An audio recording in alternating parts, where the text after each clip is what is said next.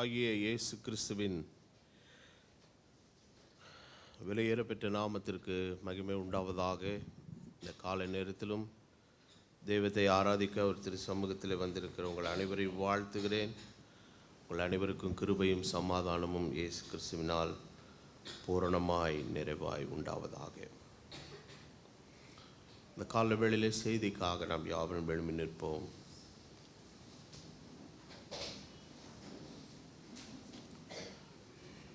நம்ம எல்லாருக்கும் பரிச்சயமான ஒரு வேத பாகத்தை இந்த காலவெளியில் நான் வாசிக்க விரும்புகிறேன்.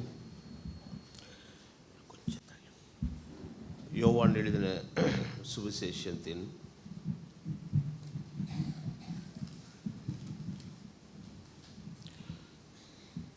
14வது அதிகாரம்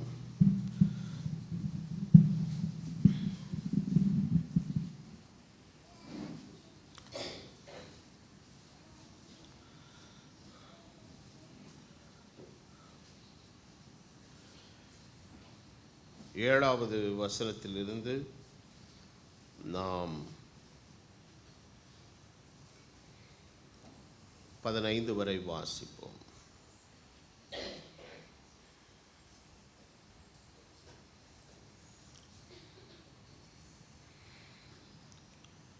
என்னை அறிந்தீர்களானால் என் பிதாவையும் அறிந்திருப்பீர்கள். இது முதல் நீங்கள் அவரை அறிந்தும் அவரை கண்டும் இருக்கிறீர்கள் என்றார். பிலிப்பு அவரை நோக்கி, ஆண்டவரே, பிதாவை எங்களுக்கு காண்பியும், அது எங்களுக்கு போதும் என்றான். அதற்கு இயேசு, பிலிப்புவே, இவ்வளவு காலம் நான் உங்களுடனே கூட இருந்தும் நீ என்னை அறியவில்லையா? என்னை கண்டவன் பிதாவை கண்டான். அப்படி இருக்க பிதாவை எங்களுக்கு காண்பியும் என்று நீ எப்படி சொல்லுகிறாய்? நான் பிதாவிலும் பிதா என்னிலும் இருக்கிறதை நீ விசுவாசிக்கிறதில்லையா? நான் உங்களுடனே சொல்லுகிற வசனங்களை நான் சுயமாய் சொல்லவில்லை. என்னிடத்தில் வாசமாய் இருக்கிற பிதாவானவரே இந்த கிரியைகளை செய்து வருகிறார். நான் பிதாவிலும் பிதா என்னிலும் இருக்கிறதை நம்புங்கள். அப்படி இல்லாவிட்டால் என் கிரியைகளின் நிமித்தமாவது நம்புங்கள். மெய்யாகவே மெய்யாகவே நான் உங்களுக்கு சொல்லுகிறேன், நான் என் பிதாவினிடத்திற்கு போகிறபடியெல்லாம் என்னை விசுவாசிக்கிறவன் நான் செய்கிற கிரியைகளும் தானும் செய்வான். இவைகளை பார்க்கிலும் பெரிய கிரியையும் செய்வான்.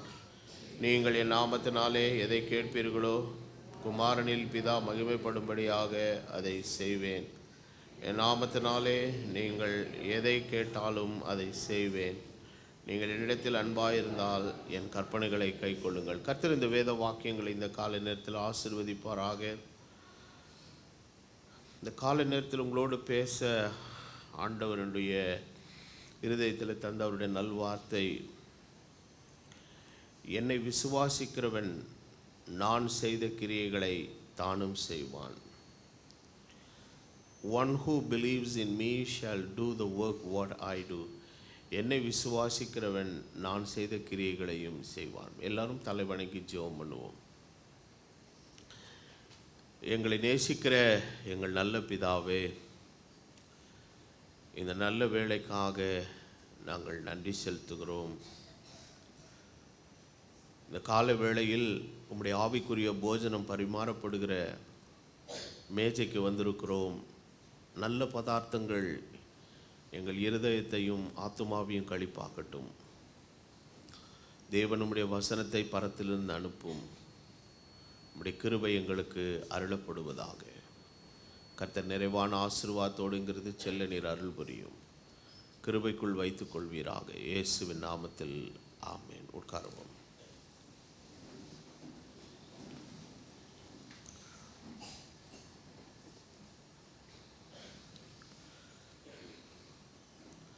நான் வாசித்த இந்த வேத பாகம் இயேசு பரம் ஏறி செல்லுகிறதற்கு முன்னான நாட்களில் அவருடைய சிலுவை, பாடு, மரணம் இவையெல்லாம் ஒன்றன் பின் ஒன்றாக வருகிறது. அதற்கு முன்பதாக சீஷர்களோடு அவர் பேசின சில நல்ல காரியங்கள் இந்த இடத்துல பதிவு பண்ணப்பட்டிருக்கிறது. பின்பு சீஷர்களுக்காக அவர் செய்த ஒரு ஜெபம் 17வது அதிகாரத்தில் வருகிறது. ஆண்டவர் ஆரம்பத்திலே ஆதியிலே தமது படைப்பில் மனுஷனை படைத்தபோது அவனை தம்முடைய குமாரனாக படைத்து இந்த பூமியிலே பிதாவை கொத்த கிரியைகளை செய்க ஆண்டவர் அவனை இந்த பூமியிலே வைத்தார். லூக்கா எழுதின சுவிசேஷத்தின் 3வது அத்தியாயத்தின் கடைசி வசனத்தை வாசிக்கும் போது ஆதாம் தேவனுடைய குமாரன் என்று சரியான ஒரு மொழியாக்கத்திலே நாம் படிக்கிறோம். ஆனால் மனிதன் பாவம் செய்து அந்த இடத்தை ஸ்தானத்தை அவன் இழந்து போனான். அப்போ இழந்து போன அந்த குமாரன் என்கிற இடத்தை மறுபடியும் மனுஷனுக்கு கொடுக்க தான் இயேசு பிந்தின ஆதாமாக வெளிப்பட்டு அவர் இந்த பூமியிலே வந்த பொழுது அவர் அமைதியாய் உட்கார்ந்திருக்கிற ஆண்டவராக அல்ல, அவர் கிரியை செய்கிற ஆண்டவராக இருந்தார். பொதுவாக இந்த வசனத்தை படிக்கும்போது பெரும்பாலான கிறிஸ்தவர்களும் இந்த வசனத்தை பிரசங்கிக்கிறவர்களும் என்ன கண்ணோட்டத்தில் இந்த வசனத்தை குறிப்பிடுவார்கள் என்று சொன்னால், இயேசு அநேக அற்புதங்களை அடையாளங்களை செய்தபடினால் அவரிடத்தில் விசுவாசமாக இருக்கிற நீங்களும் அவைகளை என்ன பண்ணலாம், செய்யலாம் என்று இதற்கு ஒரு வியாக்கியானத்தை கொடுப்பார்கள். அது 100% உண்மைதான். ஆனால் இயேசு செய்த கிரியைகளில் 2 விதமான விஷயங்கள் இருக்குது. ஒன்று சூப்பர் நேச்சுரல் ஒர்க்ஸ், இயற்கைக்கு அப்பாற்பட்ட அற்புதங்கள் அடையாளங்கள். இன்னொரு கிரியை என்னவென்றால் பிதாவின் சித்தத்தை செய்கிறதற்கான கிரியை. இது 2ஐயும் நம்ம பேலன்ஸ் பண்ணணும். ஸோ இன்றைக்கி பெரும்பாலான ஆவிக்குரிய உலகத்தில் இருக்கிறவர்கள் என்ன சொல்லுகிறார்கள்னா, நீங்கள் இயேசு கிறிஸ்துவின் மீது விசுவாசம் உள்ளவர்களாக இருந்தீர்களானால் பிசாசுகள் போகும், வியாதிகள் சுஸ்தமாகும், அற்புதங்கள் நடக்க அடையாளம். இது 100% உண்மை. ஆனால் ஆண்டவரிடத்தில் விசுவாசமாக இருக்கிறவன் வெறும் அற்புதங்கள் அடையாளங்களை மாத்திரம் செஞ்சுட்டு போயிடக்கூடாது.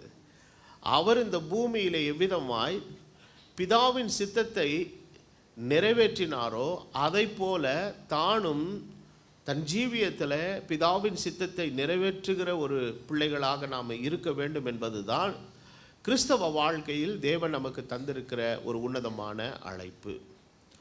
இப்போது இயேசு கிறிஸ்து இந்த பூமியில் இருந்த காலத்தில் அவர் செய்த கிரியைகளிலே 2 விஷயங்கள் இருக்கிறது. அப்போது நம்ம இப்படியே இந்த எக்ஸ்ட்ரீம்லேயும் போயிடக்கூடாது, இந்த எக்ஸ்ட்ரீம்லேயும் போயிடக்கூடாது, 2ஐயும் சமநிலைப்படுத்தி நம்ம செய்யணும் பாருங்கள். அப்போது அநேக ஊழியங்கள் ஆவிக்குரிய மக்களுடைய வாழ்க்கையில் ஆண்டவர் சில வரங்களை கொடுத்து அந்த வரங்கள் அவர்களுக்குள்ளே கிரியை செய்ய ஆரம்பிக்கும்போது இதை எப்படி சொல்கிறதுனா, இந்த super natural works it will become a kick to them. எதாவது கிக்குன்னா எப்படின்னா ஒரு போதை மாதிரி ஏறிடும். அது ஒரு பெரிய எப்படி சொல்கிறது, ஒரு ஒரு உற்சாகமும் ஒரு கிளர்ச்சி ஊட்டக்கூடிய ஒரு விஷயங்களாகவே மாறிடும்.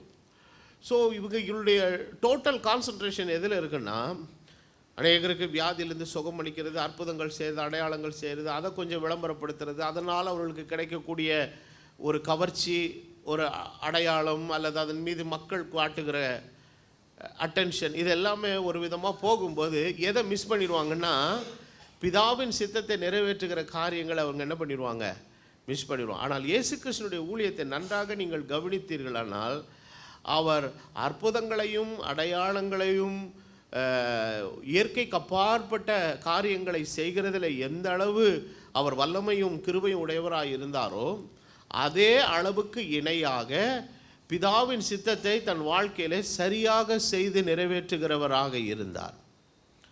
இப்போ இது 2ஐயும் நீங்கள் எப்படி டிஃப்ரென்ஷியேட் பண்ண முடியும்னா, இயற்கைக்கு அப்பாற்பட்ட கிரியைகள் எல்லாம் நாம் செய்வது அல்ல, தேவன் நமக்குள்ளாக இருந்து செய்வது. தேவனே நமக்குள்ளாக இருந்து என்ன பண்ணுவது. இப்போ ஒரு பிசாசை ஓட்டுறோம், எதனால் ஓட்டுறோம், நீ போனால் எப்படி போகுது அப்படின்னு கேட்டிங்கன்னா, நமக்குள் இருக்கிற அந்த வல்லமை, தேவன் நமக்குள் தந்திருக்கிற அந்த கிருபையை கொண்டு அவருடைய நாமத்தை சொல்லும் போது அது என்ன செய்யுதுங்க, கீழ்ப்படிது, வியாதிகள் கீழ்ப்படுகிறது, ரோகங்கள் கீழ்ப்படுகிறது, கட்டுகள் அறுக்கப்படுகிறது. அப்போ இயற்கைக்கு அப்பாற்பட்ட காரியங்கள் எல்லாம் நமக்குள்ளே வேகமாக நடக்குது பாருங்க. இது ஒரு பக்கம் இருந்தாலும் பிதாவினுடைய சித்தத்தை அறிந்து அதை செய்கிற இன்னொரு சைடு ஒன்று இருக்குது. So the coin has got two சைட்ஸ்ன்னுவாங்க. ஒரு நாணயத்துக்கு என்ன இருக்குதுங்க, ரெண்டு பக்கம் என்பது போல் இன்றைக்கி இது ரெண்டிலையும் நாம் மிகவும் கவனமுடையவர்களாக நாம் இருக்க வேண்டும். அப்போது இது ரெண்டையும் எந்த அபிஷேகத்தில் செய்கிறேன்னா ஒரே அபிஷேகத்துக்குள்ளே தான். These two things can be done one under the same anointing. ஒரே அபிஷேகத்துக்குள்ளே தான் என்ன பண்ண முடியுங்க. அப்போது ஆண்டவர் இந்த இயற்கைக்கு அப்பாற்பட்ட காரியங்களை எல்லாம் செய்கிறதற்கு முதலாவது சீஷர்களை அழைத்து அவர்கள் மேலே கைகளை வைத்து அவளை ஆசீர்வதித்து அவளை அனுப்புகிறார். எப்படி அனுப்புகிறாருன்னா, நீங்கள் போங்கள், பிசாசுகளை என்ன செய்யுங்க, துரத்துங்க, கட்டுண்டவர்கள் என்ன செய்யுங்க, விடுதலாக்க. நான் இந்த உலகத்தில் அதுக்காக தான் வந்தேன். அப்போ என்னிடத்தில் இருக்கிற பரிசுத்த ஆவியை உங்களுக்கு நான் என்ன செய்கிறேன், தருகிறேன். நீங்கள் பலன் அடையுங்க, இன்னும் போய் நான் செய்த கிரியைகளையும் செய்யுங்க, இதை காட்டில் நிறைய காரியங்கள் என்ன பண்ணுங்க செய்கிற, அதுக்குரிய அதிகாரத்தை பலத்தை எல்லாம் தரேன்னு சொல்லி தான் அனுப்புகிறாரு. இப்போ என்ன நடக்குதுன்னா, இவர்கள் போகிறார்கள், இதே மாதிரி எல்லாமே என்ன செஞ்சுட்டு இருக்குதுங்க, வேகமாக நடக்குது. ஒரு நாள் காலையில் ஜெபம் பண்ணுகிறதற்காக பேதுருவும் யோவானும் இங்கே போகிறாங்க, தேவாலயத்துக்கு போகிறாங்க. ஒரு வழியில் ஒரு சப்பானி உட்காந்துக்கிட்டு பிச்சை கேட்குறான். அந்த தேவாலயத்தில் அவன் எத்தனை வருஷமாக பிச்சை கேட்டான் நமக்கு தெரியாது. ஆனால் அன்னைக்கு பேதுருவையும் யோவானையும் சந்தித்தது வித்தியாசமான ஒரு காரியம். அவன் கேட்குறான், அவனிடத்திலிருந்து ஏதாவது கிடைக்குமா என்று சொல்லி அவன் ஏங்கி கொண்டிருக்கிறான். பேதுரு என்ன சொல்லுகிறான், நீ எதிர்பார்க்கிற வெள்ளியும் பொன்னும் எங்களிடத்தில் இல்லை, என்னிடத்தில் இருக்கிறதை நான் உனக்கு என்ன செய்கிறேன், தருகிறேன். நசரேனாகிய இயேசு நாமத்தினால் என்ன செய், எழுந்து நட. குதிச்சு எந்திரிச்சு ஓடி வந்துட்டான். என்னடா இவ்வளவு நாள் இல்லாத ஒரு விஷயம் என்ன செய்த இப்போ நடக்குது. அதே பேதுருவும் யோவானும் எத்தனையோ நாட்கள் என்ன பண்ணியிருப்பாங்க, அந்த ஆலயத்துக்கு போயிருப்பாங்க. ஆனால் இதுவரை நடக்காத ஒரு இயற்கைக்கு அப்பாற்பட்ட ஒரு அற்புதம் என்ன செய்து இவர்கள் மூலமாய் நடக்கிறது. அவன் குதித்து எழுந்து தேவனுடைய ஆலயத்துக்குள்ளே பிரவேசிக்கிறான், கர்த்தரை மகிமைப்படுத்துகிறான். எல்லாருடைய கண்கள் என்ன செய்து பார்க்கிறது. கொஞ்ச நேரத்துக்கு முன்னாடி இவனுக்கு 4 பிச்சை போட்டு வந்தேன்னு ஒருத்தன் சொல்கிறான் உள்ள. ஆனால் அதுக்குள்ளே பார்த்தீங்கன்னா இவன் குதிச்சு எந்திரிச்சு என்ன செஞ்சுக்கிட்டு இருக்கிறான், நடந்துக்கிட்டு இருக்கிறான். அப்போது இது ஒரு பக்கம் இருந்தாலும் அவங்க தெய்வத்தினுடைய சித்தத்தை நிறைவேற்றுகிற காரியத்தில் தங்களை முழுவதுமாக உட்படுத்தி கொண்டார்கள். அப்போ இன்றைக்கி கிறிஸ்தவ உலகம், அப்போது தேவன் நமக்குள்ளே நடப்பிக்கிற கிரியைகளை, அந்த வரங்களை குறித்து வேதத்தில் நீங்கள் வாசிக்கும் போது 1 கொரிந்தியர் 12வது அதிகாரத்தில் நம்ம படிக்கிறோம். ஆண்டவர் 9 விதமான வரங்களை நமக்கு என்ன செய்திருக்கிறாருங்க, தந்திருக்கிறார். ஸோ இந்த வரம் என்று சொல்லப்பட்ட ஒரு தமிழ் சொல்லை ஆங்கில வேதாகமம் கிஃப்ட் என்று சொல்லுகிறது. என்ன சொல்லுது? இப்போ 2 விஷயம் எடுத்துக்குவோம். கடன், கிஃப்ட்டு. கடன் வேற, பரிசு வேற, வெகுமதி வேற.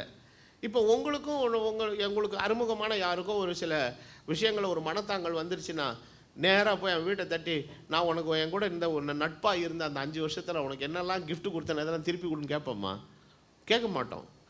உறவு முறித்தாலும் கொடுத்தது தான், அவன் நமக்கு கொடுத்தது தான். ஏன்னா அது கொடுக்கப்பட்டது எப்படி கொடுக்கப்பட்டதுன்னா கிஃப்டாக கொடுக்கப்பட்டது. ஆமென்.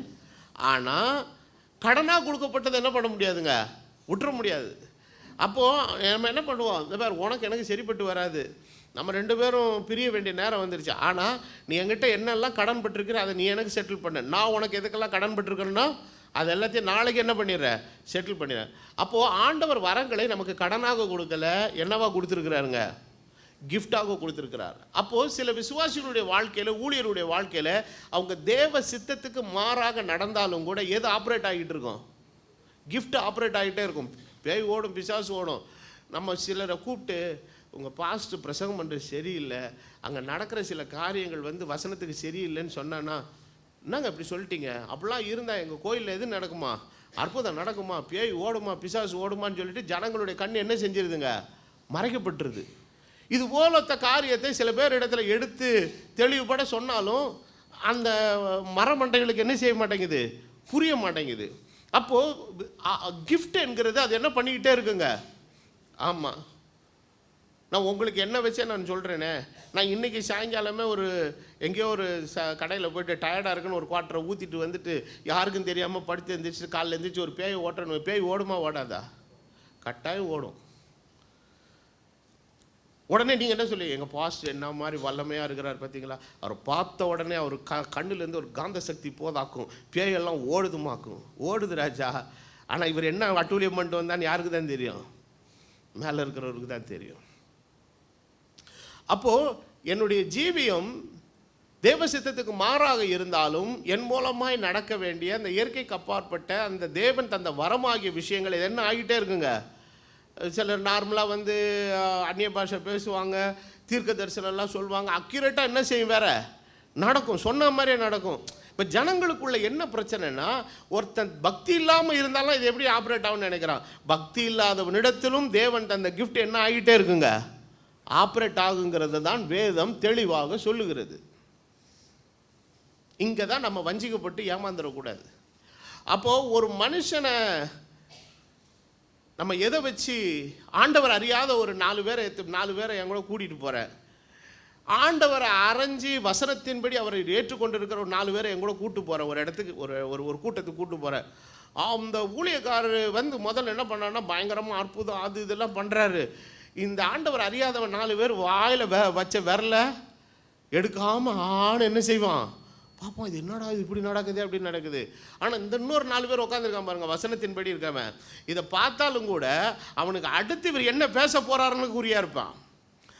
அடுத்த ஒரு 3/4 மணி நேர பிரசங்கத்தில் இந்த ஆள் யாருங்கிற குட்டு என்ன செஞ்சிருங்க, இது இவர் என்னதான் அற்புதம் செஞ்சாலும் ஒரு வசனத்தை பிரசங்கிக்கிற காரியம் ஒன்றுமே என்ன பண்ணலைங்க சரியா இல்லை, இது வசனத்துக்கு விரோதமாக இருக்குதுன்னு சொல்லிட்டு அவன் ஒரு மாதிரி சளிப்போட தான் வெளியே வருவான். இவன் அறியாதவன் கேட்குறான், நாங்கள் பயங்கரமாக அப்படி பண்ணுறாங்கங்க, உங்கள் இயேசுநாதர் இப்படிலாம் நல்லா பண்ணுவார், ஆனால் எனக்கு சில மேட்ரு தெரியும், ஆனால் இப்போ அதை யார்கிட்ட சொல்ல முடியாது, அவங்ககிட்ட சொல்ல முடியும். ஏன்னா இப்போ தான் அவனுக்கு இயேசுப்பா பற்றி கொஞ்சம் ஒரு இயேசு பெரிய அற்புதங்களை செய்கிறவருங்கிற விசுவாசம் வந்துடுது. நம்ம உள்ள விவகாரத்தை அவங்ககிட்ட சொன்னோன்னா அவங்ககிட்ட இருக்கிற விசுவாசம் என்ன செஞ்சிருங்க, கெட்டு போயிடும். அதனால் அவனை அதை சரியாக சொல்கிறதுக்குன்னு ஒரு டைம் என்ன செய்யுதுங்க இருக்குது. ஆகவே இந்த விஷயத்தை இன்றைக்கி கிறிஸ்தவ உலகத்திற்கு இன்றைக்கு பேலன்ஸ் பண்ண தெரியவில்லை. ஆகவே தான் ஆண்டவர் சொல்லுகிறார், என்னை விசுவாசிக்கிறவன் நான் செய்த கிரியைகளையும் என்ன பண்ணுவான், செய்வான். அப்போது இப்போ நம்முடைய ஊழியத்தை நம்ம எடுத்துக்கொள்வோம்னா, அந்த ஊழியத்தை செய்கிற ஊழியக்காரனுக்கும் ஊழியத்துக்கும் உள்ள அங்கீகாரத்தை தேவன் தம்முடைய ராஜ்யத்தில் எதை வச்சு கொடுப்பாரு. நான் இங்கேருந்து போகும்போதே 1969ஆம் ஆண்டு இத்தனை பேய் ஓடிச்சு, 72 இத்தனை வியாதியஸ்தர்கள் சுகமானார்கள், இப்படின்னு சில அற்புதங்களை எல்லாம் லிஸ்ட்டு போட்டுட்டு கொண்டு போய், ஆண்டவரே நீர் இதை பாருமாக்கும். புதுசாக வேலைக்கு போகிற ரெஸ்யூம் ப்ரிப்பேர் பண்ணிட்டு போவோம்ல, past time I worked in this company, I have a 12 years experience, ஆச்சு பூச்சி நின்றுதே அதை கதை விட்டு எழுதிட்டு போய் கொண்டு போய் கொடுத்தவொடனே அதை பார்த்தவொடனே ஓகே இதெல்லாம் இதை வச்சு நான் குவாலிஃபை பண்ணி உள்ளே போக முடியுமா. ஆண்டவர் வாங்கினோடனே கிழிச்சு தூக்கி போட்டுட்டு என் சித்தத்தை நீ செஞ்சியா பண்ண முதல்ல கேட்பார். இப்போ இந்த கூட்டம் எப்போ சிக்குன்னா, இந்த பூமியில் இருக்கிற வரைக்கும் ஏமாற்றிக்கிட்டே இருக்கும். ஆனால் ஒரு நாள் வரும், அன்னைக்கு சிக்குவான். எப்போ சிக்குவான்னா, ஆண்டவரே உம்முடைய நாமத்தினால நாங்கள் என்ன ஓட்டினோம், பிசாசுகளை துரத்தினோம், உம்முடைய நாமத்தினால எதை செய்தோம், அற்புதங்களை செய்தோம், தீர்க்க தரிசனம் உரைத்த. ஆண்டவர் என்ன ரிப்ளை கொடுக்குறா தெரியுமா, அக்கிரம செய்கைக்காரனே என்னை விட்டு. இது கொஞ்சம் நியாயமாக இருக்குதா, அநியாயமாக இல்லை உங்களுக்கு கேட்கும்போது? அற்புதங்களை அடையாளங்களையும் செஞ்சவனை அக்கிரமக்காரன் சொல்கிறது எந்த விதத்தில் நியாயங்க? ஒரு 4 கொலை பண்ணவன், குடும்பத்தை அழித்தவன், ஊரார் சொத்து ஆட்டையை போட்டவன், இவங்களை மாதிரி ஆளுகளையா ஒரு பட்டியல் வச்சு இவெல்லாம் அக்கிரமக்காரன்னு சொன்னால் நம்ம ஏற்றுக்கலாம். ஆண்டவர் யாரை பார்த்து சொல்கிறாரு? ஒரு காலத்தில் அவங்களெலாம் பயங்கரமான சூப்பர் நட்சத்திர பேச்சாளர்கள் மாதிரி இருந்து ஆவிக்குரிய உலகத்தில் எல்லாராலும் கவர்ச்சி காணப்பட்ட அடையாளப்படுத்தப்பட்ட பெரிய பெரிய பிரமுகர்கள் அவர்கள் எல்லாரும். இன்றைக்கி லைனில் நிற்கும்போது கழி ஊத்துறாரு யார்? ஆண்டவர். நீ அக்கிரம செய்கைக்கார, ஆண்டவரே நாங்கள் அற்புதம் செஞ்சோமாக்கும், நாங்கள் தீர்க்க தரிசனம், நாங்கள் சொன்ன தீர்க்க தரிசனத்தின்படி நடந்த ஆளுகள்லாம் விட்னஸ் இங்கே இருக்கிறாங்க பின்னாடி, எல்லாம் எனக்கு தெரியும், எதையும் நீ செய்யலை, நான் தான் உனக்குள்ளேருந்து செஞ்சேன். ஆனால் நான் செய்யும்படி உனக்கு சில காரியங்களை கொடுத்துருந்தேனே, பிதாவின் சித்தத்தை நீ என்ன செய்தாயா நீ. ஆகவே வேத வசனம் தெளிவாக சொல்லுகிறது, பிதாவின் சித்தத்தின்படி செய்கிறவன் தான் தேவனுடைய பார்வையில் அங்கீகரிக்கப்படுவான். வெறும் இயற்கைக்கு அப்பாற்பட்ட அற்புதங்கள் அடையாளங்களை மாத்திரம் செய்து தன்னை பெரியாள் போல் காட்டிக்கொள்ளுகிறவன் தேவனுடைய பார்வையில் அக்கிரமக்காரன் என்பதை நான் சொல்லவில்லை, வேதம் சொல்லுகிறது. சில நேரத்தில் இந்த கொஞ்சம் பேய்கெல்லாம் ஓடி கொஞ்சம் நாலு அற்புதம்லாம் நடந்து சர்ச்சில் ஆளுங்களுடைய ஸ்ட்ரென்த்து ஏறும்போது இந்த ஊழியக்காரனுக்கு எது மறைஞ்சிரும்? கண்ணு மறைஞ்சிரும். எங்கே மறையுன்னு கேட்டிங்கன்னா, தேவ சித்தத்தை நிறைவேற்றிலிருந்து எது மாறிடுங்க, டக்குன்னு ட்ராக் மாறிடும். கொஞ்சம் கொஞ்சமாக பிரசங்கம் குறைய ஆரம்பிக்கும், கொஞ்சம் கொஞ்சமாக போதனைகள் குறைய ஆரம்பிக்கும், கொஞ்சம் கொஞ்சமாக ஆவிக்குரிய விஷயங்களுக்கு கொடுக்கப்படுகிற கேர் என்ன செய்ய ஆரம்பிக்குங்க, குறைய ஆரம்பித்து இது ரொம்ப ஹைலைட்டாக இது என்ன ஆகிடுங்க, கீழே போயிடும். இது என்ன ஆகுன்னு கேட்டிங்கன்னா, இதனுடைய பாதிப்பு விசுவாசிகளுடைய ஆவிக்குரிய ஸ்டாண்டர்டை அது என்ன ஆக்குங்க, தரக்குறைவாக மாட்டும். ஒரு நாள் பார்த்திங்கன்னா கடைசியில் சபைக்குள்ளே போனால் ஒன்றுமே என்ன செய்யாதுங்க, இருக்காது. அப்போ இந்த பரிதாப நிலை நமக்கு வராமல் இருக்க வேண்டுமானால் இன்றைக்கு நாம் தேவனுடைய பார்வையில் கவனமுள்ளவர்களாக இருக்க வேண்டும். இதற்கு ஒரு சிறப்பான உதாரணத்தை நான் உங்களுக்கு காண்பிக்க விரும்புகிறேன். வாசிப்போம். லூக்கா எழுதின சுவிசேஷம் 10வது அதிகாரத்தில் 1வது வசனத்தை நீங்கள் வாசிக்கும்போது, லூக்கா 10:1 வசனம் என்ன சொல்லுதுன்னு கவனிங்க. இவைகளுக்கு பின்பு கர்த்தர் வேறே 70 பேரை இயேசுவுக்கு முதல்ல பிரதான சீஷர்கள் எத்தனை பேர் இருந்தாங்க? முதல்ல 12 பேர் இருந்தாங்க. இது இல்லாமல் வேறே 70 பேரை நியமித்து கிட்டத்தட்ட இந்த 82 பேரையும் என்ன பண்ணுறாருன்னா, தாம் போகும் சகல பட்டணங்களுக்கும் இடங்களுக்கும் அவர்களை தமக்கு முன்னே எப்படி அனுப்பினார்? 2 பேராக அனுப்பினார். இந்த 82 பேருக்கும் நல்ல ட்ரைனிங் கொடுத்து இப்போ என்ன பண்ணுறாரு? 2 பேரை அனுப்புகிறாரு. நான் போயிட்டு வந்த ஊர்களுக்கு கிராமங்களுக்கு நீங்கள் போங்கப்பா, நான் செய்த கிரியைகளை நீங்கள் என்ன பண்ணுங்க, செய்யுங்க, என்னை பற்றி சுவிசேஷத்தை மக்களுக்கு சொல்லுங்கன்னு போயிட்டு அனுப்புகிறாரு. ரிசல்ட்டு 17வது வசனத்தில் என்ன படிக்கிறோன்னா, அதே அதிகாரத்தில் அந்த 70 பேரும் சந்தோஷத்தோடு திரும்பி வந்து, ஆண்டவரே உம்முடைய நாமத்தினாலே பிசாசுகளும் எங்களுக்கு கீழ்ப்படுகிறதே என்றார்கள். அப்போ ஆண்டவர் என்ன சொல்றார்? அவர்களை நோக்கி, சாத்தான் மின்னலை போல வானத்திலிருந்து விழுகிறதே. அப்போ இயேசு கிறிஸ்து இந்த பூமியில் வந்ததிலிருந்து அவனுடைய ராஜ்யம் என்ன செய்ய ஆரம்பிச்சிருச்சிங்க? அழிக்கப்பட ஆரம்பிச்சு. விண்ணல் எப்படி மேலேருந்து கீழே விழுதோ, இந்த பிசாசுகளினுடைய அதிகாரத்துக்குள் அவன் கட்டி வச்சிருக்கிறான் பாருங்க. பாவத்திலும் மற்ற தவறான காரியங்களிலேயும் அடிமைத்தனத்திலும் பிசாசுகளை போட்டு பிசாசு மக்களை என்ன செஞ்சுருக்குங்க, கட்டி வச்சிருக்குது. இப்போ இயேசு கிறிஸ்து இந்த பூமியில் வந்ததுக்கப்புறம் இது என்ன ஆக ஆரம்பிக்குதுன்னா, கிரியை செய்ய ஆரம்பிக்கும் போது ஆண்டவர் சொல்கிறாரு, இது இப்போ என்ன ஆகுதுன்னா அவனுடைய ராஜ்யம் என்ன செய்ய ஆரம்பிக்குது, இப்போ கொஞ்சம் கொஞ்சமாக கீழே விழ ஆரம்பிக்குது. அந்த 70 பேரும் சந்தோஷத்தோடு திரும்பி வந்த, ஆண்டவரே உம்முடைய நாமத்தினாலே பிசாசுகளும் எங்களுக்கு கீழ்ப்படுகிறார்கள். அவர்களை அவர் நோக்கி, சாத்தான் மின்னலை போல வானத்திலிருந்து விழுகிறதை என்ன செய்கிறேன், காண்கிறேன். இப்போ இந்த கூட்டத்தில் இயேசுடைய 12 சீஷரில் ஒருத்தர் யூதாசு இருந்தான். அவனும் வந்து சொல்லியிருப்பான், ஆண்டவரே நான் போய் கை வைக்கும்போது என்ன ஆச்சு, பிசாசுகள் ஓடினது அப்படிலாம் வந்து ஆண்டவருக்கு டெஸ்ட் பண்ணி சொல்லியிருப்பான். நல்லா ஆனால் அவனுடைய முடிவு எப்படி இருந்தது? அப்போது இயேசுவோடு சீஷனாக இருந்தவன், இயேசுடைய கட்டளையின்படி பட்டணங்களுக்கும் கிராமங்களுக்கும் சென்றவன், இயேசு அறிவித்த சுவிசேஷத்தை ஜனங்களுக்கு அறிவித்தவன், அவனும் ஆண்டவருக்கேற்ற சில அற்புத கிரியைகளை செய்தவன். ஆனால் முடிவு என்ன ஆயிற்று? இதை அப்போஸ்தலர் நடபடிகள் 1வது அதிகாரத்தில் நீங்கள் படிக்கும்போது வசனம் விதமாய் சொல்லுகிறது. அந்த நாட்களிலே சீஷர்களில் 1:15 ஏறக்குறைய 120 பேர் கூடியிருந்த போது அவர்கள் நடுவே பேதுரு எழும்பி நின்று, சகோதரரே, இயேசுவை பிடித்தவர்களுக்கு வழிகாட்டின யூதாசை குறித்து. இயேசுவை பிடிக்கிறதுக்கு யார் தான் வழிகாட்டா? இயேசுவே வழின்னு சொல்லுடான்னு இவன் அனுப்பிவிட்டா, இயேசுவை பிடிக்கிறதுக்கு என்ன காட்டி விட்டுருக்கான்? வழிகாட்டு. ஆனால் இவனும் நல்ல சீசனாக தான் இருந்திருக்கான் பாருங்க. எது வரைக்கும் வந்தான்னா அப்பம் பிற்கதல் ஆராதனையில் பங்கு பெற வரைக்கும் வந்தான். He was a believer among the 12. அந்த 12 பேருக்குள்ள யாரா இருக்கிறான்? அவனும் இருக்கிறான். பரிசுத்தாவியை தேவன் வாக்கினாலே முன் சொன்ன வேத வாக்கி நிறைவேற வேண்டியதாக இருந்தது. அவன் எங்களில் ஒருவனாக எண்ணப்பட்டு, எல்லாரும் சொல்லுங்க. இப்போ தேவ சித்தத்துக்கு மாறாக இருக்கிறதும் சில நேரங்கள் என்ன பண்ணா நம்மிலே ஒருவனாக எண்ணப்பட்டு கொண்டிருக்கிறது. ஆனால் இந்த ஊழியத்திலே பங்கு பெற்றவனாக இருந்தான். எதிலே பங்கு பெற்றவன்? இன்னைக்கு யூதாசை போல நம்மிலே ஒருவனாக எண்ணப்பட்டு நம்மை போல உள்ள ஊழியத்தில் அவனும் என்ன எடுத்திருக்கிறாங்க? பங்கு எடுத்திருக்கிறான். ஆனால் இந்த யூதாசனுடைய முடிவு என்னங்கிறது அடுத்த வசனம் சொல்லுகிறது. அநீதத்தின் கூலியினாலே அவன் ஒரு நிலத்தை என்ன செய்து சம்பாதித்து தலைகீழாக விழுந்தான். அவன் வயிறு வெடித்து குடல்கள் எல்லாம் என்ன செய்தது? சரிந்து போயிட்டு. இது எருசலேமில் உள்ள குடிகள் யாவருக்கும் என்ன செய்திருக்கிறது? தெரிந்திருக்கிறது. அதனாலே அந்த நிலம் அவருடைய பாஷையில் இரத்த நிலம் என்று அர்த்தம் கொள்ளும் அக்கல்தாமா என்று என்ன செய்யப்படுகிறது? அழைக்கப்படுகிறது. இதை சங்கீதக்காரன் ஏற்கனவே என்னவா சொல்லியிருக்கிறாங்க? தீர்க்கதரிசி சொல்லி சங்கீத புஸ்தகத்திலே அவருடைய வாசஸ்தலம் என்ன ஆக்கப்பட கடவது? ஒருவனும் அதில் என்ன செய்யாதிருப்பானாக.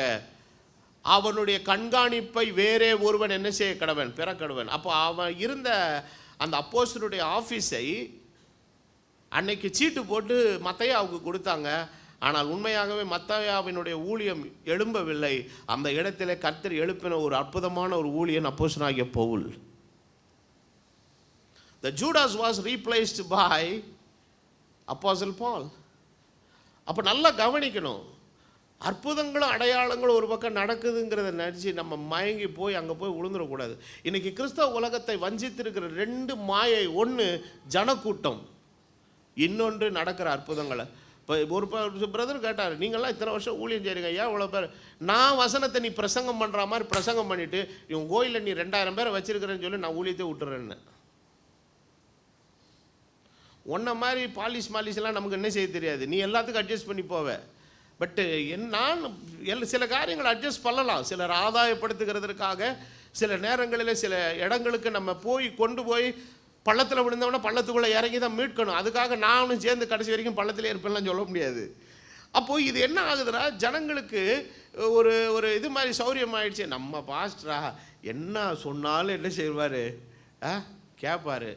ஆமாம், ஜபத்தோடு நான் வேளாங்கண்ணி போயிட்டு வரேன்னு அவரே ஜோம் பண்ணி அனுப்பி விடுவாராக்கும். அப்படி செய்ய முடியாது இல்லையா?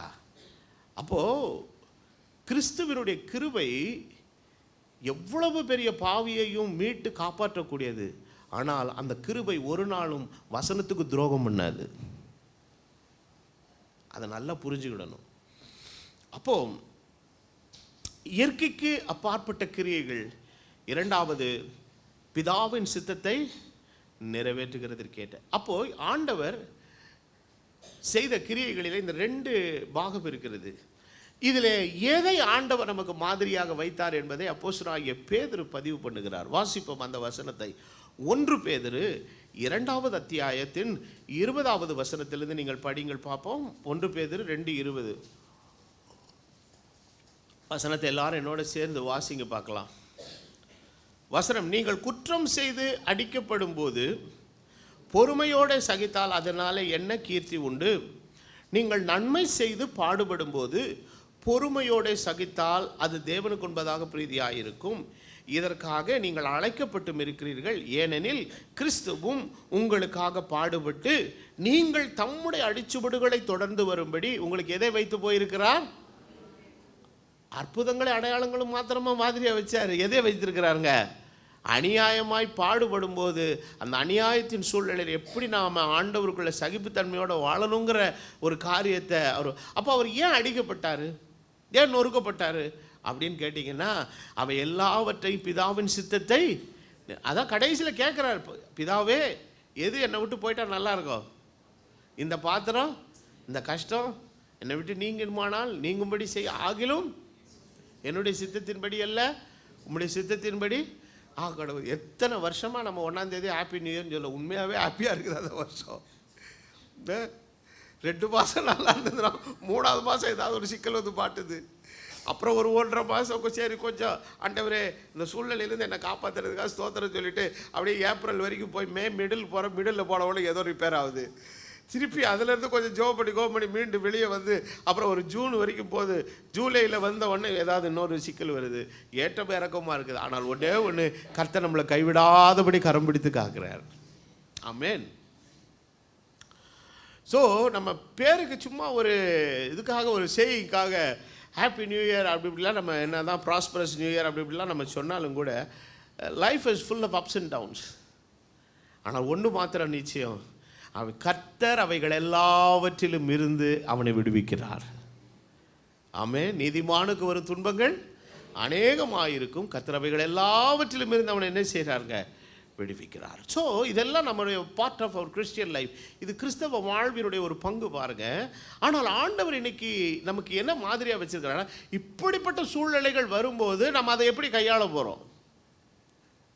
ஒரு விஷயத்தை கையாளுறதுக்குன்னு 2 விதம் இருக்குது. ஒன்று தேவனுடைய பேட்டர்ன், இன்னொன்று உலகத்தினுடைய பேட்டர்ன். உலகத்தினுடைய பேட்டர்ன் என்ன கற்றுக் கொடுக்குது? ஆடுறா ஓடுறா புடுறான்னு. இப்போ அவனுங்களுக்கு என்ன இளக்காரமாகி போச்சுன்னா, இந்த கிறிஸ்தவனுங்கெல்லாம் கேடப்பயிலுங்க, அவங்க எல்லாம் எதை பண்ணாலும் என்ன செய்வாங்க? ஒன்றுமே பேச மாட்டான், அமைதியாக இருப்பாங்கிற அந்த ஒரு துணிச்சல் அவனுக்குள்ளே வந்துட்டதுனால வந்து பண்ணி பார்க்குறான். இதாவது மேற மக்கள்கிட்ட போய் கொஞ்சம் போய் சீண்டி பண்ணி பாருமாட்டுங்களேன், வெளியில் வர்றதுக்குள்ளே உரிச்சு தொங்க விட்டுருவாங்க. ஆனால் கேட்க கஷ்டமாக இருக்குது, ஆத்திரமாக வருது, ரத்தம் கொதிக்குது, ஆனால் நம்ம பண்ண முடியாது.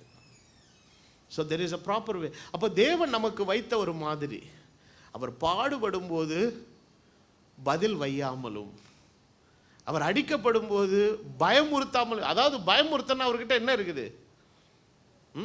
உங்களை யாராவது கஷ்டப்படுத்த வர்ற நேரம் பார்த்து உங்களுக்கு லோக்கல் இன்ஸ்பெக்டர் உங்கள் மாமா வருதானே என்ன பண்ணிடுவீங்க? ஒத்த ஃபோன்லேயே சோழியை முடிச்சிருவீங்க. அவனா மாமா இந்த வந்துடுறேன்டா மாப்பிள்ளை அப்படின்ட்டு அவர் ஓடியாந்துருவார் பைக் எடுத்துகிட்டு. வந்து 2 சாத்து போட்டான்னு வச்சுக்கோங்க, ஏன் மாப்பிள்ளை மேலேயே கையை வச்சா, சார் இவர் உங்களுக்கு மாப்பிள்ளையா அப்படின்ட்டு ஓடியே போயிடுவான். அது பக்கம் இந்த பக்கம் திரும்பி கூட பார்க்க மாட்டான். இப்படி வந்தால் உத்தரவாயில் வழியாக போயிடுவான். ஸோ அதை நம்ம பயன்படுத்திக்குவோம். ஆனால் அவருக்கு வானத்திலும் பூமியிலும் சகல அதிகாரம். ஃபூன்னு ஒரு ஊதினாலும் அத்தனை பேரும் பஸ்பமாக இருப்பான். அவரால் எல்லாமே பண்ண முடியும். ஆனால் பிதாவின் சித்தத்தை நிறைவேற்ற வேண்டும் என்கிற ஒரே காரணத்துக்காய் அவர் எல்லாவற்றையும் தனக்குள் அடக்கி கொண்டிருந்து சிலுவைக்கு போக தன்னை ஒப்பு கொடுத்தார். ஆமென். அப்போது தேவன் தனக்கு தந்திருக்கிற வல்லமையை கூட அவர் துஷ்பிரயோகம் பண்ணாதபடி பிதாவின் சித்தத்தை நிறைவேற்றுகிறதற்காக தன்னை முழுசும் அவர் என்ன பண்ணுறாருங்க, அந்த இடத்துல அவர் ஒப்பு கொடுக்குறார். அப்போது இயேசு கிறிஸ்துவனுடைய காரியங்கள், இப்போ நாம் எல்லாரும் இயேசு கிறிஸ்துவின் மேலே விசுவாசம் வைக்கிறோம். அப்போ இன்றைக்கு கிறிஸ்தவத்தை குறித்து பொது உலகம் வைக்கக்கூடிய பெரிய குற்றச்சாட்டு என்னென்னா, கிறிஸ்தவங்கன்னு எல்லாரும் சொல்லிக்கிறாங்க, கிறிஸ்து எங்கே இருக்கிறார் அவங்க கிட்டன்னு கேட்குறான். அங்கே கேட்குற கேள்வி எப்படிப்பட்ட கேள்விங்க? நியாயமான கேள்வி. Everywhere there is Christians, but where is Christ? அப்போ கிறிஸ்துவை நீங்கள் எங்கே தான் காண முடியும்? காணக்கூடிய இடமாய் ஆண்டவர் எங்கே வைத்திருக்கிறார்? ஒவ்வொரு விஷயத்தை கேட்கலான்னா கூட்டு போய் இங்கே தான்ப்பான்னு காட்டிடலாம். கிறிஸ்து எங்கே இருக்கிறார் என்னை கூட்டு போய் காட்டுன்னு சொன்னால் நம்ம எங்கே போய் காட்டுறது? அந்த கிறிஸ்து தான் மகிமை நம்பிக்கையாய் நமக்குள் வாசம் பண்ணி நம் மூலமாய் அவர் தமது சித்தத்தை நோக்கத்தை செய்ய நம்மளை கர்த்தர் வைத்திருக்கிறார். அல்லேலூயா. அப்போது நாம் இந்த உலகத்தில் தேவன் நம்மளை அழைத்த அழைப்பு அடாவடித்தனத்துக்கு அக்கப்போர் செய்கிற காரியங்களுக்காக அல்லங்க, ஆக்கப்பூர்வமான காரியங்களை செய்து கிறிஸ்துவின் சித்தத்தை இந்த பூமியிலே நாம் காட்டுறதுக்காக. அப்போ உண்மையாகவே தேவன் மேலே இன்றைக்கு இந்த காலவேளையில் நமக்கு விசுவாசம் இருந்ததுன்னா அவர் செய்த கிரியைகளை நாம் என்ன பண்ணணுங்க? செய்யணும். அதனால தான் யாக்கோபு தன் நிருபத்தில் எழுதும்போது சொல்லுகிறான், கிரியை இல்லாத விசுவாசம் செத்ததுங்கிறான். அப்போது கிரியை இல்லாத விசுவாசம் செத்ததுன்னா நிறைய பேருடைய வாழ்க்கையில் 364 நாளும் செத்து போய் கிறிஸ்மஸ் அன்னைக்கு மாத்திரம் உயிர் வந்துடும். எதுக்கு? கர்த்தருக்கு கேட்ட கிரியைக்கு. அன்னைக்கு பிரியாணி ஆக்குறது என்னவோ, கேக்கை வாங்குறது என்னவோ, வெட்டி பக்கத்துலலாம் என்ன செய்யுதுங்க, பகிர்ந்து கொள்வது என்னவோ. இன்றைக்கி ஒரு கான்செப்டை பற்றி பேசுகிறாங்க, இன்றைக்கி பொது உலகத்தில் பேசுகிறாங்க, மத நல்லிணக்கன்றாங்க. அவங்க மத நல்லிணக்கத்தை எப்படிப்பட்ட ஒரு இன்டர்பிரிட்டேஷன் கொடுக்குறாங்க, அர்த்தம் கொடுக்குறாங்கன்னா, கிறிஸ்மஸ் வந்தால் நீங்கள் கேக் கொடுங்க, நாங்கள் சாப்பிட்றோம். எங்களுக்கு தீபாவளி வந்துச்சுன்னா நாங்கள் பலகாரமும் இதுவும் கொடுக்குறோம், நீங்கள் சாப்பிடுங்க. பக்ரீத்து இதெல்லாம் வந்துச்சுன்னா அவங்க என்ன கொண்டு வரட்டும், பிரியாணி கொண்டு வரட்டும். இதுவா மத நல்லிணக்கம்? இது மத நல்லிணக்கமே கிடையாது. மத நல்லிணக்கம் மாதிரி இருக்கிறதுக்காக காட்டுற ஒரு சின்ன அடையாளம், அவ்வளோதான். அப்படி வேணால் எடுத்துக்கலாமா ஒழிய, உண்மையான மதம் நல்லிணக்கம்னா பக்கத்தில் இருக்கிற எல்லாரையும் நம்ம மனுஷனாக என்ன செய்யணுங்க, மதிக்கணும். ஆண்டவர் சொன்னா உன்னை போல பிறனை நேசினார், அவ்வளோதான். யாராக இருந்தாலும் சரி உதவி செய்யணும் அவர்களுக்கு, திக்கற்றவர்கள். அப்போது இந்த ஒரு ஊழியக்காரர் அடிக்கடி சொல்லுவார், your deeds are more louder than your words.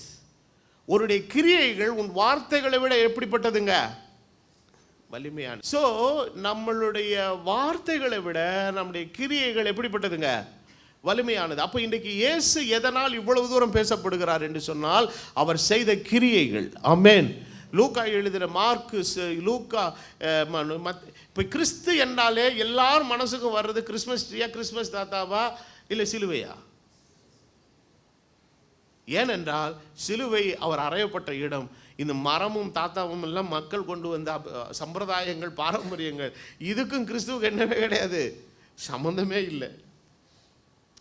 சம்பந்தமே இல்லாத ஒன்றை கொண்டு கிறிஸ்துவை ஃபோக்கஸ் பண்ண நினைக்கிறான். ஆனால் கிறிஸ்து என்று சொன்னால் எல்லாருடைய நினைவுக்கு வருவது பெத்லகேமை விட, பிறந்ததை விட அவருடைய சிலுவை தான் எல்லாருக்கும் ஞாபகம் வருகிறது.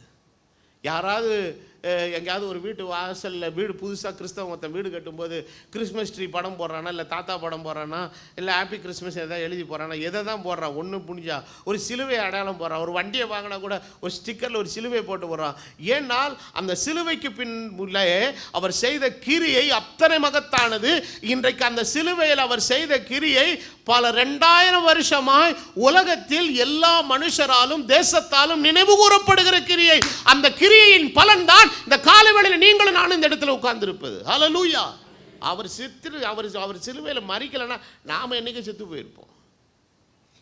அந்த பலன் இன்றைக்கு உலகத்தினுடைய எல்லா மனுஷருக்குள்ள எதை உண்டாக்கி இருக்கிறதுங்க, தாக்கத்தை உண்டாக்கி இருக்கிறது. அப்போ இந்த காரியத்தை இன்றைக்கு உலகத்துக்கு நாம் செய்தியாக கொண்டு போவது மாத்திரமல்ல, இந்த செய்தி இன்றைக்கு நம்முடைய வாழ்க்கை என்னவாய் மாற வேண்டும் என்று ஆண்டவர் விரும்புகிறார். கிரியையாக மாற வேண்டும் என்பதை தேவன் விரும்புகிறார். அதனால தான் யாக்கோபு தன் நிருபத்தில் எழுதும்போது அழகாக சொல்லுகிறார், அப்படியே விசுவாசமும் கிரியைகள் இல்லாதிருந்தால் தண்ணிலே தானே என்னவா இருக்குங்க. அப்போது விசுவாசம்னா அதுக்கு என்ன வேணுங்க, ஒரு உயிர் வேணும் இல்லை? அப்போ அந்த உயிர் உள்ள ஒரு விசுவாசன்றதை எதை வச்சு நீங்கள் காண்பிப்பீங்க? உறக்க பேசுகிறதா? இந்த மைக்கை போட்டு கத்திட்டு இருக்கிறேன், இது மாதிரி பேசினாலும் நான் ரொம்ப விசுவாசின்னு அர்த்தமா? ஒன்றும் கிடையாது. இது என்னை போல் கொஞ்சம் வேத அறிவுள்ள, படிச்சிருக்கிற, புத்தி உள்ளவர்கள், பேசக்கூடிய ஆற்றல் உள்ளவர்கள், கர்த்தருடைய வசனத்தை தெளிவாக யார் வேணாலும் இந்த மைக் முன்னாடி நின்று பேசலாம், அது பெரிய பிரச்சனையே கிடையாது. ஆனால் ஆஃப் த ஸ்டேஜ் நம்ம என்ன பண்ணுறோம்? இந்த மேடையை விட்டு இறங்கின உடனே இவ்வளவு தூரமாய் உயர்த்த சத்தத்திலே கிறிஸ்துவை பற்றி பிரசங்கித்த நான் என் கிரியையினாலே கிறிஸ்துவை எப்படி செய்ய போகிறேங்கிறது தான் பெரிய விஷயமே. அப்படி இல்லாவிட்டால் என்னுடைய விசுவாசம் செத்தது. என்னுடைய விசுவாசம் ஒன்றுத்துக்கும் என்ன செய்யாதுங்க, ஒருவாது.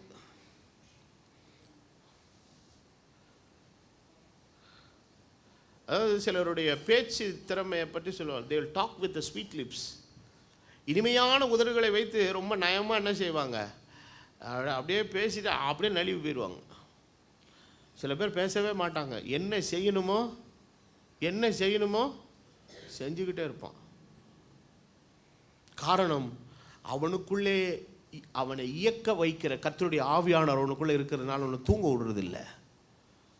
தாவீது கர்த்தருக்காக கிரியை செய்ததில் ஒரு மகத்தான மனிதன். அவன் கர்த்தருடைய ஊழியக்காரன், அவன் தேவனுடைய தீர்க்கதரிசி. அவன் ஒரு இடத்துல எழுதும்போது சொல்லுகிறான், என் ஆண்டவருக்காக ஒரு விஷயத்தை நான் செஞ்சு முடிக்கிற வரைக்கும் நான் எதுலேயே ஏற மாட்டேன்ட்டான். எதில்? படுக்கையில் ஏற மாட்டேன்ட்டான். அப்போ அவனுக்குள்ளே இருந்த ஆதங்கம் என்னன்னா, எனக்கு கர்த்தர் இந்த கொடுத்த இந்த வாய்ப்பு, இந்த இந்த இந்த ராஜாங்கம், இந்த இந்த அரசாட்சி, இந்த இந்த தலைமத்துவ பண்பு, இது எதுக்காகனா என்ன நான் அப்லிஃப்ட் பண்ணிக்கிறதுக்காக இல்லை, அவருடைய ராஜ்யத்துக்கு ஏதாவது ஒன்று நான் என்ன பண்ணிட்டு போகணும், செஞ்சுட்டு போனான். அவன் செஞ்சு வச்சது இன்ன வரைக்கும் பேசப்படுதா இல்லையா? அவன் செய்த கிரியையினுடைய அடையாளம் இன்னைக்கு எருசலேமில் இருக்குது. அதை சத்துரு எத்தனையோ தரம் இடித்து அழிக்க முயற்சித்தாலும் அவன் கட்டின தேவாலயத்தின் இடம் இன்றைக்கும் எல்லாராலும் அடையாளப்படுத்தப்படுகிறது. ஒரு நாள் மகிமையின் கர்த்தர் அந்த ஆலயத்தில் வந்து அவர் ராஜாதி ராஜாவாய் வீற்றிருப்பார். ஆமென். அதுதான் யாக்கோபு எழுதுகிறார் 2:18, ஒருவன் உனக்கு விசுவாசம் உண்டு, எனக்கு என்ன உண்டு? கிரியை உண்டு. கிரியைகள் இல்லாமல் விசுவாசத்தை எனக்கு காண்பி, நான் என் விசுவாசத்தை கிரியைகளினால உனக்கு என்ன செய்வேன்? ஆமாம். அப்போ நம்ம செய்கிற எல்லாம், இப்போ காணிக்கை கொண்டு வந்து கொடுக்குறீங்க, உங்கள் மாதம் நீங்கள் பெறக்கூடிய தசம பாகத்தெல்லாம் சம்பளத்திலேருந்து கொண்டு வந்து கொடுக்குறீங்க. இது இது இது என்ன சபையினுடைய கோட்பாடா?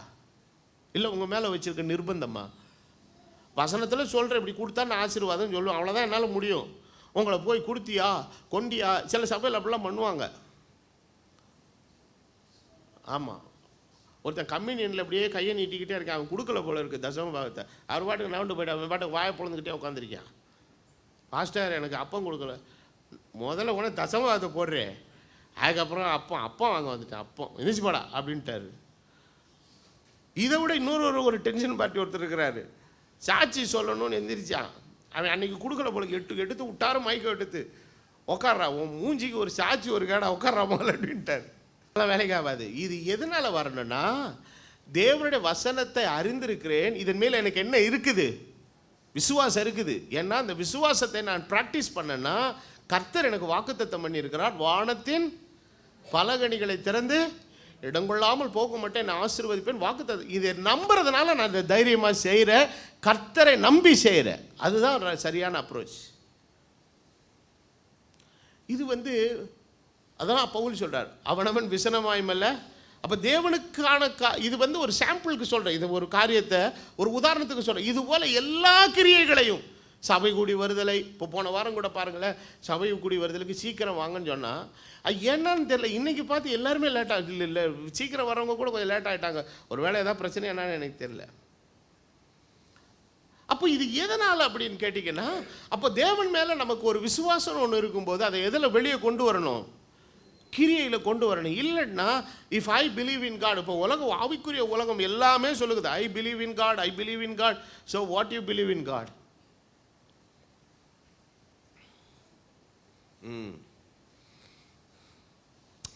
அப்போ வேதவசனம் என்ன சொல்லுகிறது? ஒருவன் விசுவாசம் உண்டு, எனக்கு கிரியைகள் உண்டு, கிரியைகள் இல்லாமல் ஒரு விசுவாசத்தை எனக்கு காண்பி, நான் என் விசுவாசத்தை என் கிரியையினாலே உனக்கு என்ன செய்கிறேங்கிறான்? காண்பிக்கிறேங்கிறான். 19வது வசனம் நான் ஏற்கனவே பலமுறை உங்களுக்கு சொல்லியிருக்கேன். தேவன் ஒருவர் உண்டு என்று விசுவாசிக்கிறாய். எத்தனை பேர் விசுவாசிக்கிறீங்க? எத்தனை பேர் விசுவாசிக்கிறீங்க? இவ்வளோதானா? உண்மையிலே அவரை விசுவாசிக்கிறதுக்கு சவுண்டு இவ்வளோதானா? ஆமான்னு சொல்கிறதுக்கே சவுண்டு இவ்வளோ கம்மியாக இருக்க, செத்து போயிருக்கே காலையில். உண்மையாக தேவன் உண்டு என்று விசுவாசிக்கிறீங்களா? அப்படி செய்கிறது நல்லது. உங்களுக்கு கூட இருக்காம பாருங்க, நம்ம ஆள் ஒருத்தன், பிசாசுகளும் வெறுமனை நடுங்கலை, விசுவாசித்து நடங்குது. பாண்டவர் என்ன கேட்குறாரு? அதுக்கும் உங்களுக்கு என்ன வித்தியாசம்னு கேட்குறாரு. எதுக்கு? பிசாசுக்கும் நமக்கும் என்ன வித்தியாசம்? பிசாசும் தேவன் உண்டு நம்புது, நானும் தேவன் உண்டு நம்புகிறேன். அப்போ பிசாசுக்கு எனக்கு என்ன வித்தியாசம்? பிசாசுக்கு என்ன பண்ண தெரியாதுன்னா, விசுவாசிக்க தெரியும், நடுங்க தான் தெரியுமா ஒழிய எதை என்ன பண்ண தெரியாது, செய்ய தெரியாது. ஏன்னா அவன் பொய்யனும் பொய்க்கு பிதாவுமா இருக்கிறான். அவன் திருடவும் கொல்லவும் அழிக்க வர்றன ஒழிய அவன் எதையும் நல்லது பண்ணி ஏற்படுத்தி உருவாக்குறதுக்கு அவன் வர்றதில்லை. ஆனால் தேவனுடைய பிள்ளைகள் அப்படி இல்லை. தேவன் ஒரு உண்டுன்றாங்க, விசுவாசிக்கிறாங்க. ஆனால் அவங்க எதையில் கொண்டு வராங்க? கிரியையில் கொண்டு வர்றாங்க. அப்போது இது தேவனை விசுவாசித்தும் ஒன்றும் செய்யாதவர்களாக இருக்கிறவர்களை குறித்து வேதம் என்ன சொல்லுகிறது? அவர்கள் வீணான மனுஷர் என்று சொல்லுகிறது. ஆமென்.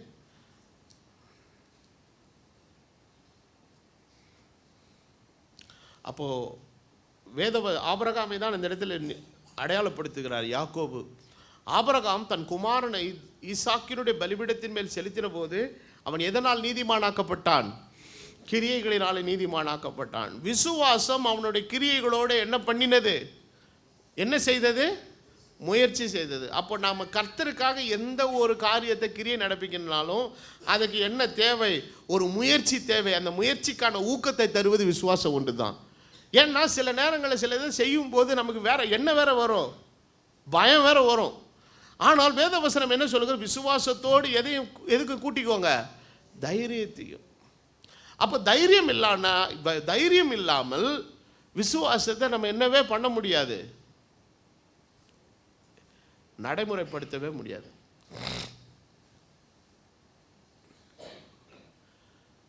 ஒரு உதாரணத்துக்கு உங்களுக்கு சொல்கிறேன். ஒரு 5,000 ரூபாய் சம்பாதிக்கிறீங்க அப்படின்னு வச்சுக்கோமே. ஒரு உதாரணத்துக்கு சொல்கிறேன். உங்கள் கையில் நீங்கள் சம்பளம் வந்த உடனேயே சிலருக்கு சேலரி பில்லை வரும், பிடித்தம் போகன்னு அதை எடுத்துக்கிடுவான்.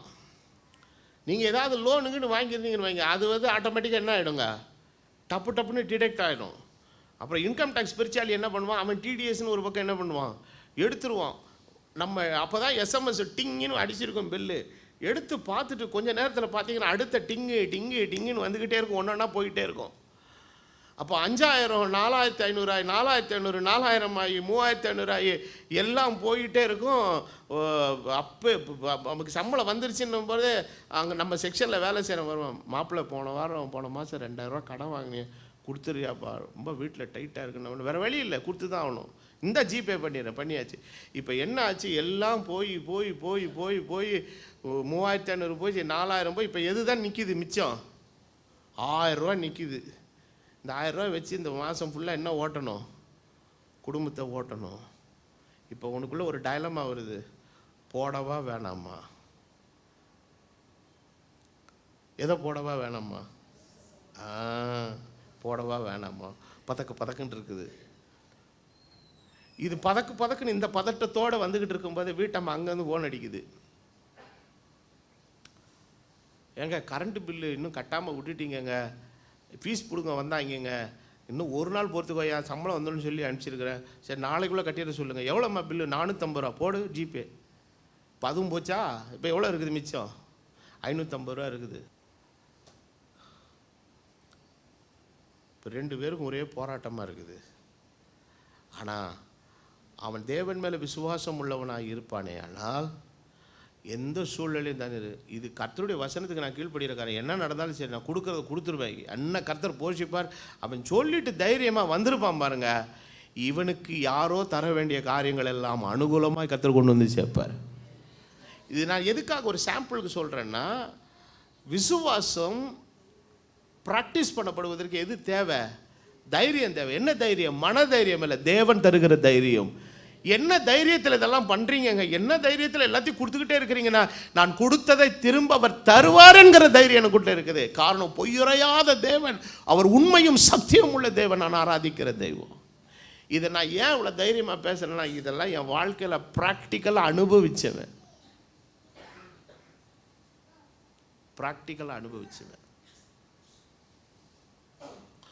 ஸோ இந்த காணிக்கை உங்களுக்கு புரிகிறதுக்கு ஈஸியாக இருக்குன்றதுக்காக இது சாம்பிளாக சொன்னேன். இது மாதிரி எல்லா விஷயமும் அப்படி தான், எல்லாமும் அப்படி தான். நம்முடைய வாழ்க்கையில் எடுக்கக்கூடிய ஒவ்வொரு விஷயங்கள், தீர்மானங்கள் எல்லாமே அப்படி தான். அவை எல்லாவற்றை தேவனுடைய கேட்ட நற்கிரியிலே நம்ம செயல்படுத்தணும்னா நமக்கு விசுவாசத்தோடு கூட எது தேவை? தைரியம் தேவை. எல்லாரும் சொல்லுங்கள், தைரியம் தேவை. அப்படி கிரியை இல்லாவிட்டால் நம்முடைய விசுவாசம் எப்படிப்பட்டதாக இருக்கும்? செத்ததாக இருக்கும். சில குடும்பங்கள் எல்லாம் சொல்லி வச்சுருப்பாங்க, முறை பொண்ணு குடும்பத்தில் கொடுத்தா என் பிள்ளைய தான் உனக்கு கொடுப்பானாக்கும். இவன் ரொம்ப நம்பிக்கையாயிருவான், நம்ம எது ஊரெல்லாம் போய் தேடணுமாக்கும், நம்ம சொந்தத்திலே ஒரு பிள்ளை இருக்குது அப்படின்னு சொல்லிக்கிட்டு இருப்பேன். அதுக்குள்ளே ஆண்டவர் அவனை தொட்டுருவார். இப்போது அந்த பொண்ணு அது அஞ்ஞான மார்க்கத்தில் இருக்குது, இவன் ஆண்டவர் ஏற்றுக்கிட்டு வந்துட்டான். இப்போ என்ன ஆகுதுன்னா, செட் ஆகாது. இப்போ அதை கொண்டாந்து குளிப்பாட்டி நடு வீட்டில் உட்கார வச்சாலும் அது திருந்தாது. அது போகிற இடத்துக்கு தான் என்ன செஞ்சுருங்க, போயிடும். அப்படின்னு ஒரு மாதிரி ஒரு டென்ஷனான ஒரு சிச்சுவேஷன் சிலருடைய மேலே, சிலருடைய வாழ்க்கையில் கர்த்தர் கிருபை வச்சதுனால சக்சீட் ஆயிடுது. பட் அதை வச்சு நம்ம எல்லாமே இப்படி ஆகிட்டு என்னன்னு பண்ண முடியாதுங்க, சொல்ல முடியாது. அது கர்த்தர் ஏதோ அவர் மேலே வச்ச கிருபை. இப்போ என்ன ஆகுது, இப்படி மாறி போச்சு. அந்த பொண்ணு வீட்டார் வந்து சொல்கிறாங்க, மாப்பிள்ளை நீங்கள் ஏசுனாதெல்லாம் ஏற்றுக்கிட்டீங்க போயிட்டீங்க, ஒன்று செய்யுங்க, கல்யாணத்துக்கு மாத்திரம் கொஞ்சம் அட்ஜஸ்ட் பண்ணிக்கிடுங்க, முடிச்சுட்டு நீங்கள் அப்புறம் போய் உங்கள் வழிக்கே மாற்றிக்கிடுங்க. எது எப்படிங்க மாற்ற முடியும்? தார் ரோட்டை வெள்ளை ரோடாக மாற்றணும், எப்படி மாற்றுறது? தார் கருப்பாக தான் இருக்கும். இல்லைங்க, அது நம்ம இங்கே விசுவாசத்துக்கு இதுக்கு சரியாக வராதுங்க, வேணா நீங்கள் இன்னும் கொஞ்சம் நாள் காத்துருங்க, ஆண்டவர் சந்திப்பாருங்க, அப்படி இப்படிலாம் சொன்னாலும், இல்லைங்க எங்கள் பொண்ணுக்கு வயசாகிட்டு போகுதுங்க. இப்போ இந்த நேரத்தில் இவனுக்கு என்ன தேவை? என்ன தேவை? தைரியம் தேவை. எதனால் தைரியம்னா, கர்த்தர் எனக்கு எல்லாவற்றையும் வாய்க்க பண்ணுவாருங்கிற தைரியம். ஸோ கர்த்தர் ஒரு காலம் நம்மளை என்ன, so if our intentions are right, God will never leave us. நம்மளுடைய நோக்கங்களும் நம்முடைய எதிர்பார்ப்புகளும் சரியாக இருக்குமானால் கர்த்தர் ஒரு காலம் கைவிட மாட்டார். நீதிமான் கைவிடப்பட்டதையும் நான் பிள்ளைகள் அப்பத்துக்காக இறந்து திருந்ததை நான் என்ன செய்ததில்லை, கண்டதில்லை. ஆனால் இயேசு கிறிஸ்துவினுடைய ஊழியத்தில் கடிந்து கொள்ளப்பட்ட ஒரு கிரியை என்னன்னு கேட்டிங்கன்னா, இந்த மாயக்காரனுடைய கிரியைன்னு ஒன்று பார்க்குறோம். அவனுடைய செயல்பாட்டில் கொஞ்சம் கூட என்னவே இல்லைங்க, உண்மை இல்லை, எல்லாமே போலித்தனமாக இருக்குது, எல்லாமே போலித்தனமாக இருக்குது. என்ன பண்ணுறது? அப்போது ஆண்டவர் நீதிமான பாராட்டுறாரு, பாவியை வந்து நேசிக்கிறாரு. ஆனால் அந்த மாயக்காரனை தான் போட்டு கண்ணாபின்னு திட்டி விட்டுறாரு. என்ன பண்ண, உனக்கு ஐயோங்கிறார். உனக்கு ஐயோ, நீ அவ்வளோதான், நீ ஒன்றுக்கு அவ்வளோதான் போச்சாக்கும் அப்படின்றான். இப்போ நம்ம தமிழில் கூட ஐயோன்னு சொன்னான்னா அது என்ன, எதை குறிக்குதுங்க? அப்படியே வானத்தை பொழந்து 10 லட்சம் கொட்ட போகுதுன்னு அர்த்தமா? ஐயோன்னா இருக்கிறதும் போகுதுன்னு அர்த்தம். அப்போ ஆண்டவர் அந்த அந்த அந்த வெக்காபுலரி அங்கே யூஸ் பண்ணுறார். அப்படின்னா உன் செயல் ஒன்றுமே சரியில்லைப்பா, உன் முடிவு அப்படி தான் இருக்கும் அப்படிங்கிற மாதிரி ரொம்ப மோசமாக அவர் பேசுகிறாரு. அவர் என்ன சொல்கிறாருன்னா, முதல்ல ஆண்டவர் அவர்களை குறித்து சொல்லும்போது மத்தேயு 23வது அதிகாரத்தில் இந்த மாயக்காரங்களுடைய செயல்பாடுகள் எல்லாம் பட்டியல் போட்டு சொல்லுதா இருப்பாருங்க. என்ன சொல்கிறாருன்னா, 23:3 அவர் சொல்கிறாரு, அவர்கள் சொல்லுகிறபடி செய்யுங்கள், ஆனால் அவர்கள் செய்கிறபடி என்ன பண்ணாதிருங்கள். அவங்க செய்கிற மாதிரி செய்யாதீங்க, ஆனால் அவங்க சொல்கிறத மாத்திரம் என்ன பண்ணுங்க, செய்கிறாங்க. ரெண்டாவது, அவருடைய கிரியையினுடைய நிலை எப்படி இருக்குதுன்னா, 5வது வசனம் சொல்லுகிறது, எல்லாவற்றையும் மனுஷர் காண வேண்டும் என்று செய்கிறார்கள். எல்லாரும் சொல்லுங்க. இது என்ன மழை நிவாரண தீதியா இது? மழைக்கு கொடுக்குறாங்களே நிவாரண நிதி, அதில் எல்லோரும் படங்கடங்கடெல்லாம் போட்டு ஒரு மூட்டை அரிசி, அப்புறம் ஒரு பாய், ஏன்னா பாவம் வீட்டில் பாயே இல்லை, அது மாதிரிலாம் கொடுப்பாங்க. இதெல்லாம் எதுக்காக பண்ணுறது? எதுக்காக பண்ணுறது? மனுஷர் காண வேண்டும் என்று. இதை விட இன்னொன்று ட்ரெஸ்ஸிங் சென்ஸில் வேற ஆக்கிட்டான். காப்பு நாடாக்கில் என்ன ஆக்கி, அகலமாக்கி, தங்கள் வஸ்திர தொங்கல்களை பெரிதாக்கி.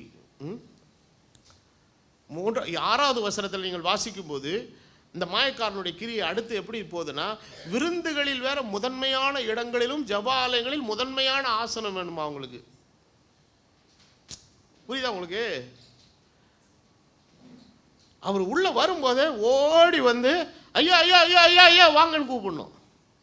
அப்புறம் இழுத்துட்டு போய் அவருக்கு ஒரு சோஃபா மாதிரி நல்ல இடமா பார்த்து என்ன செய்ய வைக்கணும், இம்பார்ட்டன்ட் பிளேஸை பார்த்து உட்கார வைக்கணும். இந்த மாதிரி இடங்கள் எல்லாம் என்ன செய்வாங்க, விரும்புவாங்க. அப்படிலாம் நீங்கள் பண்ணலன்னா கோச்சின்னு போயிடுவார். நான் அப்படிலாம் கோச்சிக்க மாட்டேன்.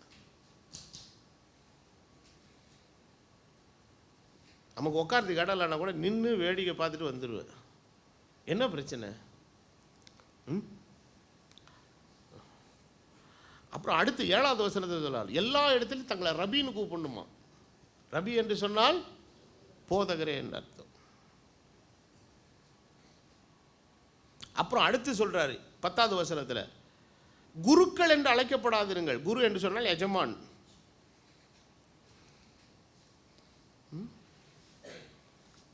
இப்படி தங்களை ரொம்ப மிகைப்படுத்தி கொண்டு எக்ஸ்போஸ் பண்ணப்படுகிறதான சில காரியங்களை எல்லாம் அவங்க பண்ணுறாங்க. 13வது வசனத்தில் ஆண்டவர் இந்த மாயக்காரர்களை பற்றி சொல்கிறாரு, இவர்களும் பிரவேசிக்கிறதில்லை, இவர்களும் பிரவேசிக்கிறவரை போக விடுகிறதில்லை. 14வது வசனம் சொல்ல, பார்வைக்காக நீண்ட ஜெபம் பண்ணுகிறவர்கள். என்னது? ஆமாம், இந்த சிலர் வீட்டில் ஒழுங்காக ஜெபம் பண்ணாதவனை கோயிலில் ஜெபம் கொடுத்துட்டிங்கன்னா வளவளன்னு இப்போ ஜெபம் பண்ணிக்கிட்டே இருப்பான் பாருங்க.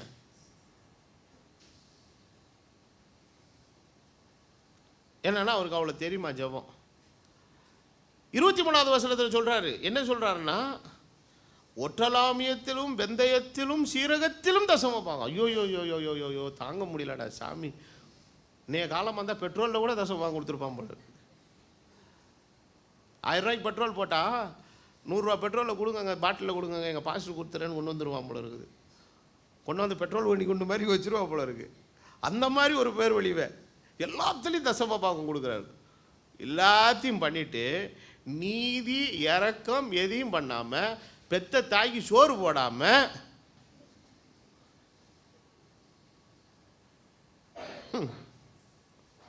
ஒட்டலாமியத்தில் வெந்தயத்தில் எல்லாத்துலேயும் தசமபாகம் கொடுத்துட்டு கொற்பான்னு ஒரு காணிக்கை கொடுத்துரு. அது கொற்பான் காணிக்கையா கரப்பான் பூச்சி காணிக்கையான்னு தெரியல. தப்பு தப்பு தப்பு. ஆண்டவர் என்ன சொல்கிறாரு, நீ செய்கிற கிரியை சரியாக செய்ப்பாங்கிறாரு. நான் மனுஷன் முகத்தை பார்க்குறேன், தேவன் இருதயத்தை பார்க்குற ஆண்டவர். ஆமென். இதெல்லாம் இவ்வளவு விஷயத்தை இந்த மாயக்காரனுடைய அத்தனை செயல்பாடுகளை சொல்லிட்டு சொல்கிறாரு, நீங்கள் எல்லாம் என்ன பண்ணுறீங்கன்னா பாத்திரத்தின் வெளிப்புறத்தை சுத்தமாக்குகிறீர்கள். சிலர் நல்லா பட்டு சேலை உடுத்தி சென்ட் அடித்து குளிக்காமல் வந்துடுவான் தெரியுமா, அந்த மாதிரி.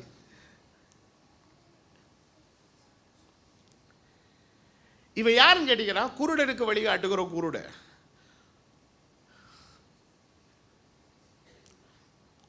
இதில் இன்னொரு கேரக்டர் ஆண்டவர் சொல்றார், கொசுக்கில்லாதபடி வடிகட்டி. இப்போ நீங்கள் வடிகட்டுறீங்கல்ல, ஒரு விஷயத்தை வடிகட்டுறீங்கல்ல, வடிகட்டு போய் இப்போ ஒன்றும் இல்லை, ஒரு ஒரு 1/2 கிலோ தக்காளியை நீங்கள் மிக்சியில் போட்டு அடிச்சுட்டு அந்த சாரை வடிகட்டிங்கன்னா மேலே என்ன இருக்கும், சக்கை நிற்குமா நிற்காதா? இப்படி வடிகட்டும் போது ஒரு 1/2 கிலோ தக்காளி இல்லை இவ்வளோ ஜூஸ் வருமா? இப்படி வாழ்க்கையில் நிறைய விஷயங்களை, இது வேணாம், அது வராது, இது சரியில்லாது, எல்லாம் வடிகட்டி வடிகட்டி வடிகட்டி தன்னை ரொம்ப பக்திமான் மாதிரி காட்டிக்கிட்டே இருப்பான். கடைசியில் எதை விழுங்கிடுவானா?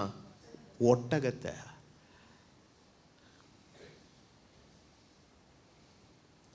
அதாவது சின்ன ஐட்டத்தை விட்டுட்டு எப்படி முழுங்கிடுவான். அதான் ஆண்டவர் சொல்றார், இது மாய்மாலமான காரியங்கள். அடுத்து அவர்களுக்கு என்ன சொல்றாருன்னா, இன்னொரு விஷயம், வெள்ளை அடிக்கப்பட்ட கல்லறைகளுக்கு நீங்கள் ஒப்பாக இருக்கிறீர்கள். கல்லறை வெளியே எப்படி இருக்கிறது? எப்படி இருக்கிறது? நம்ம ஊரில் கல்லறை திருநாள், அதுக்கும் ஒரு திருநாள் வச்சிருக்கேன் நம்மால். அது உள்ளே படுத்திருக்கிற கிளவியோ வியாதிப்பட்ட காலத்தில் கூட்டு போய் குளிப்பாட்டி அதுக்கு தொடச்சி கிடிச்சு விட்டானான்னு தெரியல, அதெல்லாம் விட்டுருவாங்க. ஆனால் செத்ததுக்கப்புறம் எதை போய் சோப்பு போட்டு கழுவிக்கிட்டு உட்காந்துருப்பா?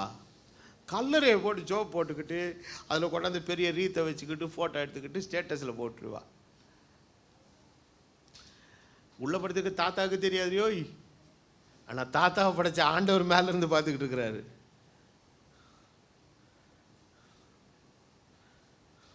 ஆண்டவர் சொல்கிறாரு, உனக்கு இதே இடம்தான். ஆண்டவர் என்ன சொல்கிறாருன்னா, புறம்பே சில விஷயங்கள், அதான் கல்லறை புறம்பே எப்படி இருக்கும், அலங்காரமாக இருக்கும். அமெரிக்காலெல்லாம் நீங்கள் பார்த்தீங்கன்னா இந்த கிரேவியார்டு எப்படி இருக்குன்னா, அதில் நல்ல புல்லுகளை வளர்த்து நல்லா இது பண்ணியிருப்பாங்க. அந்த மிஷின் வச்சு கரெக்டாக கட் பண்ணி வச்சுருப்பாங்க. எல்லா இடங்கள்லாம் அந்த நினைவு தூண் மாதிரி ஒரு கல், இவ்வளோ நம்ம ஊர் மாதிரி இந்த பெட்டி பெட்டியாக கட்டுறதெல்லாம் கிடையாது. அங்கே ஒரு கல் இருக்கும், பக்கத்தில் ஃபிக்ஸடாக ஒரு ஃப்ளவர் வாஷு அவங்களே அதில் ஸ்க்ரூ பண்ணி அழகாக வச்சுட்டு போயிடுவாங்க. அதில் என்ன பண்ணுவாங்கன்னா, அந்த பிளாஸ்டிக் பூக்கள்லாம் விற்கிது இல்லை, அதை கொண்டாந்து வச்சுரு. நம்ம ஊராக இருந்தால் எல்லா பூவையும் கலெக்ட் பண்ணிட்டு போய் பிளாஸ்டிக் பூ வியாபார கடை ஆரம்பிச்சிருவேன். நம்ம ஊரில் ஒன்றை விட்டு வைக்க மாட்டானுங்க இந்த பவுலுங்க. ஆனால் அங்கே அவ்வளோ பெரிய கிரேவியார்டில் 200 300 சவங்கள் புதைக்கப்பட்டிருக்கிறது. எல்லா இடத்துலையும் 2 வச்சுருப்பான், இந்த பக்கத்தில் ஒன்று இந்த பக்கத்தில் ஒன்று வச்சுருப்பாங்க. அதில் எல்லாத்துலேயும் கலர் கலராக ஃப்ளவர்ஸ் கொண்டாந்து அங்கே பெர்மனெண்ட்டாகவே இது இருக்கும். ஆனால் நினைவு நாள் அப்போ ரீத்தெல்லாம் கொண்டு போய் வைப்பாங்க. பட் இது பெர்மனெண்ட்டாக இருக்குன்னு சொல்லிட்டு நல்ல பெரிய பெரிய அளவில் இந்த மாதிரி எல்லாம் பூக்களெல்லாம் வச்சுருப்பா. அந்த பச்சை தரைக்கு இங்கேருந்து பார்த்தீங்கன்னா பார்க்க அந்த ஃப்ளவர்ஸ் எப்படி இருக்கும், ரொம்ப பியூட்டிஃபுல்லாக இருக்கும். வெளியே பார்க்க அழகாக இருக்குது, அலங்காரமாக இருக்குது. உள்ள நோன்னா உள்ளேயோ மரித்தவர்களின் எலும்புகளாலும் சகல அசுத்தங்களால் நிறைந்திருக்கு. நம்முடைய கிறிஸ்தவ வாழ்க்கை எப்படி இருக்குதுன்னா, இப்படி இருக்கக்கூடாது. எப்படி இருக்கக்கூடாது? வெளியே அலங்காரமாயும் உள்ளே அசுத்தமாக இருக்கக்கூடாதுங்க. அப்போ நமக்கு ரொம்ப காட்சி அலங்காரம் நமக்கு தேவையில்லைங்க. கர்த்தர் நம்முடைய கிரியைகளை மாத்திரம் அவர் பார்க்கிறவர். ஆமென். சில பேர் 200 சேலைக்கு 2000 டியூப் லைட் கட்டுவான் தெரியுமா? தேவையாது. எவன் கேட்டான் அவனை? அந்த டியூப் லைட்டை கொண்டு போய் நாய் லைட்டே எரியாதவன் 4 பேர் வீட்டில் கொடுத்துருந்தானால அவன் வீட்டிலே விளக்கு எரியும். எல்லாமே என்னத்துக்கு செய்கிறது? மனுஷன் ஆண்டவர் 3 விஷயத்தை அந்தரங்கத்தில் செய்ய சொன்னார் பைபிளில். பார்த்துருக்கீங்களா? படிச்சிருக்கீங்களா? ஜெபம் பண்ணும்போது எங்கே பண்ணு? வீட்டை பூட்டிட்டு அந்தரங்கத்தில் பண்ணு. உபவாசம் இருக்கும்போது சீன் போடாத. நீ முகத்தை கழுவி தலையை என்ன பண்ணு? சீவி பார்த்தா நீ இப்போ தான் பிரியாணி ஒரு 1/2 பிளேட் விட்டு வந்த மாதிரி இருக்கணும். நீ என்னவா இருக்கிற மாதிரி தெரியக்கூடாது. ஃபாஸ்டிங் இருக்கிற மாதிரியே தெரியக்கூடாது. ஆடெலாம் அப்படி சும்மா தாடியெல்லாம் வளர்த்துக்கிட்டு இந்த சோகமாலாம் இருக்கக்கூடாது.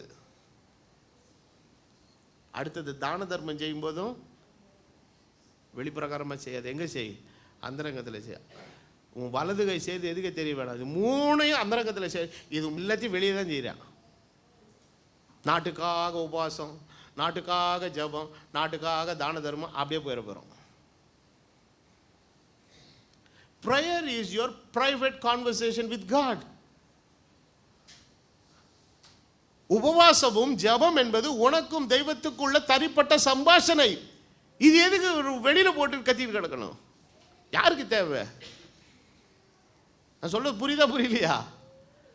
ஆமா, நல்லா யோசிக்கணும். இதெல்லாம் ஆண்டவர் எப்படி பார்த்தார்? அந்த கிரியைகளை எல்லாவற்றையும் மாயக்காரரே மாயக்காரரே மாயக்காரரே அப்படின்னு சொல்லிகிட்டே இருக்கார்.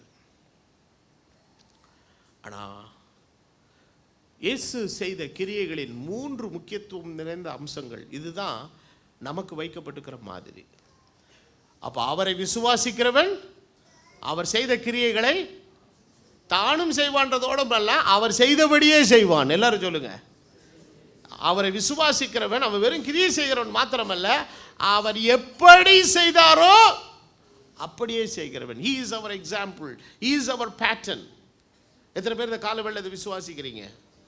அப்போ இயேசு கிறிஸ்து இந்த பூமியில் வரும்போது வெறும் அற்புதங்களையும் அடையாளங்களையும் மாத்திரம் செய்கிற ஒரு சூப்பர் நேச்சுரல் காரியங்களை செய்கிற கிரியை செய்கிற ஆண்டவராக மாத்திரமல்ல, பிதாவின் சித்தத்தின்படி காரியங்களை செய்கிறவராக அவர் இந்த பூமியில் வந்தார்.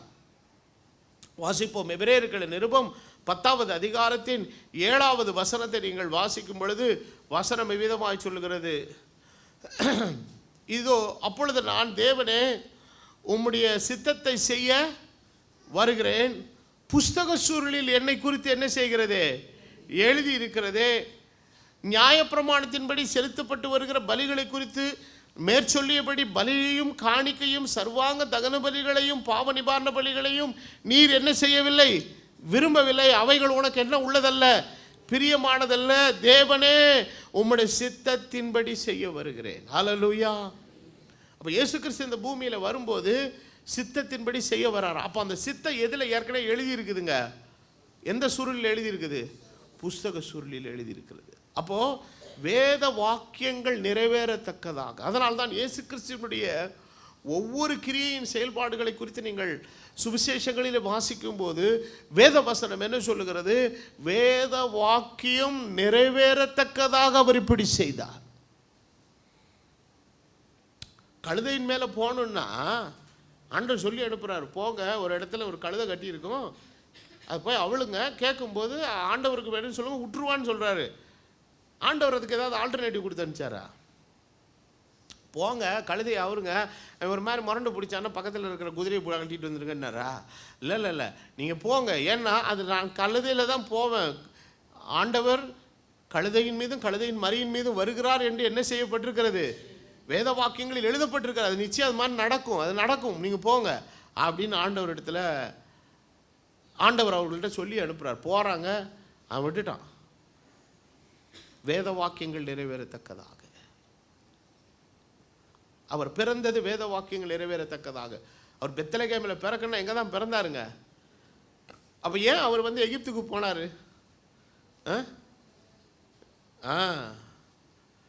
அப்போ ஏன் அவர் எகிப்துக்கு போனார்னா, பக்கத்தில் வேறு ஊர் இல்லையா போகிறதுக்கு. எகிப்திலிருந்து என் குமாரனை வரவழைத்தேன் என்கிற வேத வாக்கியம் நிறைவேறத்தக்கதாக. அவர் நாசரேத்திலேயே இருந்தானா நாசரேத் ஊர் என்று அழைக்கப்பட்டார். ஏனென்றால் இப்படி அவர் செய்த எல்லா காரியங்களுமே வேத வாக்கியத்தினுடைய நிறைவேறுதல் ஆகியிருந்தது. அப்போ நாம் செய்கிற கிரியைகளை சும்மா நம்ம யோசித்து நம்ம எல்லாம் யூகத்தில் பண்ணிவிட்டு இதெல்லாம் ஆண்டவருக்கான கிரியைகள்னால் ஆண்டவர் அதை அக்செப்ட் பண்ணுறது இல்லைங்க. அவைகளை தேவனுடைய புஸ்தக சுருளாக இருக்கிறவுடைய வேத வாக்கியம் எப்படி சொல்லுகிறதோ, அப்போது நம்முடைய தனிப்பட்ட வாழ்க்கை, நம்முடைய குடும்ப ஜீவியம், இப்போ ஊழியத்தை செய்கிறேன்னா எனக்கு ஊழியம் செய்கிறேன் நான் பெரிய ஆள் ஆகணும்னு சொல்லி இஷ்டப்படி ஊழியம் செஞ்சேன்னா அதெல்லாம் ஆண்டவர் ஏற்றுக்கொள்ள மாட்டார். ஆமென். அப்போ தேவனுக்காக ஊழியம் செய்கிறேன் நான், தேவனுடைய வாக்கியங்கள் நிறைவேறும்படி என்ன பண்ணணுங்க, செய்யணும். அப்போ தேவனுடைய வார்த்தை நிறைவேறுதல் தான் தேவனுடைய சித்தம். தேவனுடைய சித்தத்தை செய்கிறவன் எதை கனப்படுத்தணுங்க, தேவனுடைய வசனத்தை கனப்படுத்தணும்.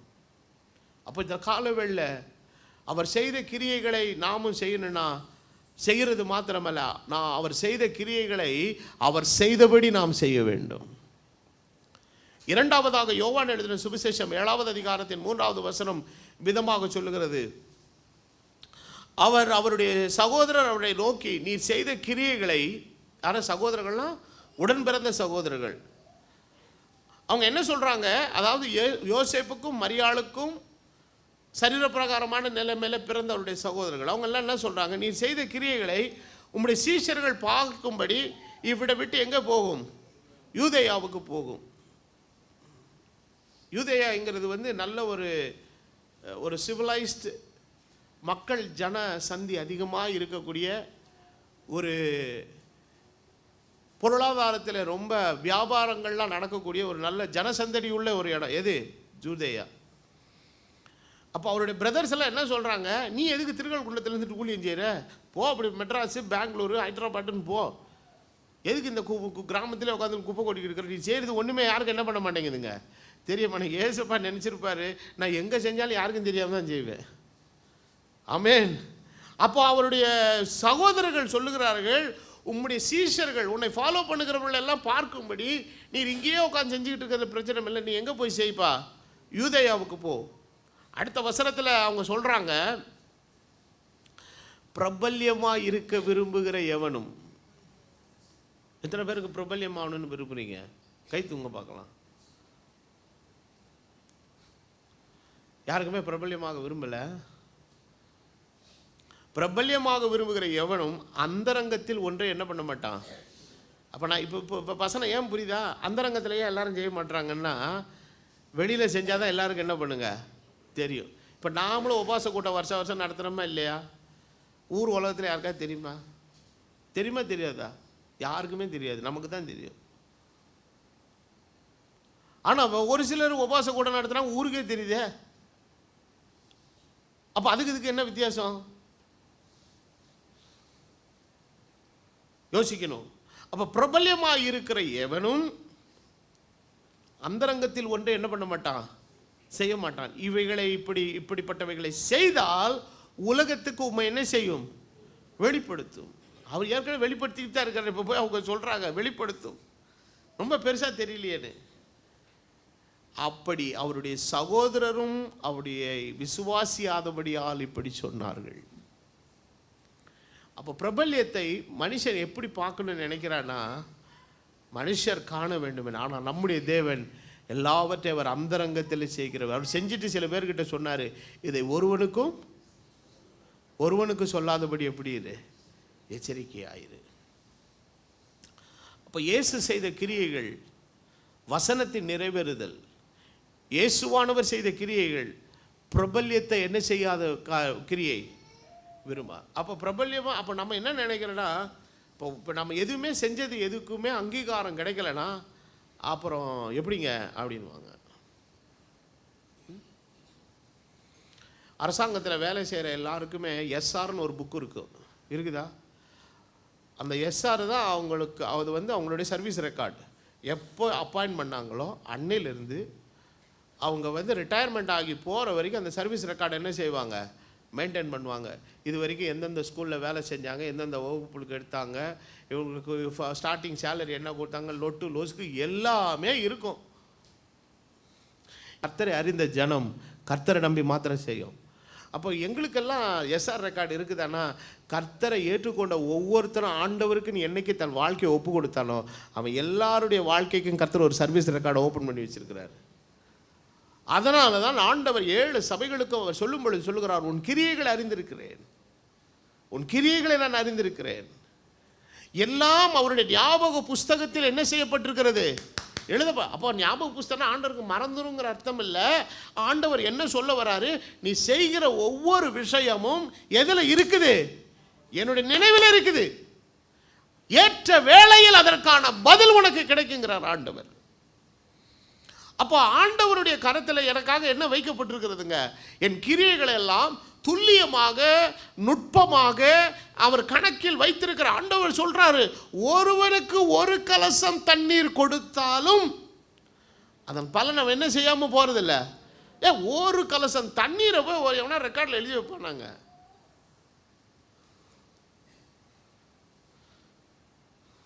சிலர் மொய் கொடுத்ததெல்லாம் எழுதி வைக்கும் போது கூட பெருசாக கொடுத்ததை எழுதி வச்சுக்கிடுவான். ஏன்னா நாளைக்கு திருப்பி செய்யறதுக்கு மறந்துட்டோன்னா அசிங்கமாயிரும். இந்த 100 ரூபா 150 ரூபா விட்டுருவாங்க. அதெல்லாம் விடுப்பா அந்த நேரத்துக்கு நம்மளே தாராளமாக 500 ரூபா கொடுத்துடலாம் அப்படின்னு சொல்லிட்டு விட்டுருவாங்க.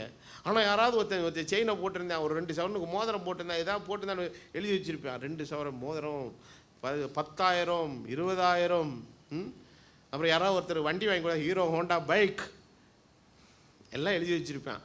ஏன்னா அவன் வீட்டு விவகாரம் வந்தால் என்ன பண்ணி வாங்கணும், பெருசாக கொடுத்ததுக்கு பெருசாக ஏதாவது செஞ்சிடணும்ல.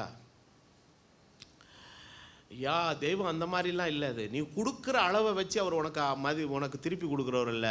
அவர் தருகிறதுல ஏராளமும் தாராளமுமான தெய்வம் அவர். ஆண்டவர் இதை ஒரு ஓமையிலே அழகாக சொல்கிறாரு. ஒருத்தனை காலையில் முதல் மணி நேரத்தில் வேலைக்கு அமர்த்துறாரு, அப்புறம் அடுத்து மத்தியானம் ஒருத்தன் வேலைக்கு வரான், சாயங்காலம் ஒருத்தன் வேலைக்கு வரான். ஆனால் காலையில் ஒருத்தர் வேலைக்கு அமர்த்தும் போது ஒரு பணத்துக்கு தான் அமர்த்துறாரு. ஆனால் காலையில் மாலை ஒரு 2 மணி நேரத்துக்கு முன்னாடி வந்து வேலை செஞ்சவனுக்கும் எவ்வளோ தான் கொடுத்தாருங்க, ஒரு பணம் தான் கொடுத்தாரு. இந்த முதல்ல வந்து என்ன நினச்சிட்டான்னா, நமக்கு அவனுக்கே ஒரு பணம் கொடுத்தானா நமக்கு கூடுதலாக கொடுப்பார். பேசுகிற சம்பளம் கிடைச்சிச்சா இல்லையா, பேசாமல் போயிடணும். அப்போ அவன் கேட்குறான், நீர் எங்களையும் இவர்களை என்ன ஆக்கினீரு, சமமாக்கினீரு. வரமாட்டாங்க.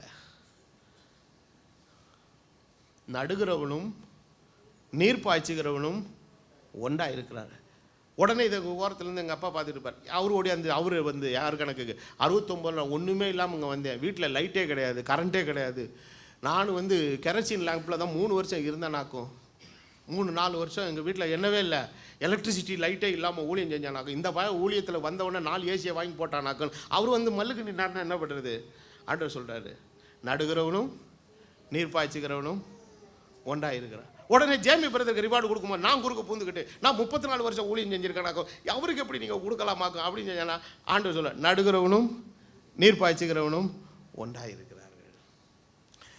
அந்த கடைசியில் ஆண்டவர் முடிக்கும்போது ஒரு விஷயத்தை சொல்கிறாரு, நான் தயாளனாக இருக்கிறேன், நீ வன்கண்ணனாக இருக்கலாமா.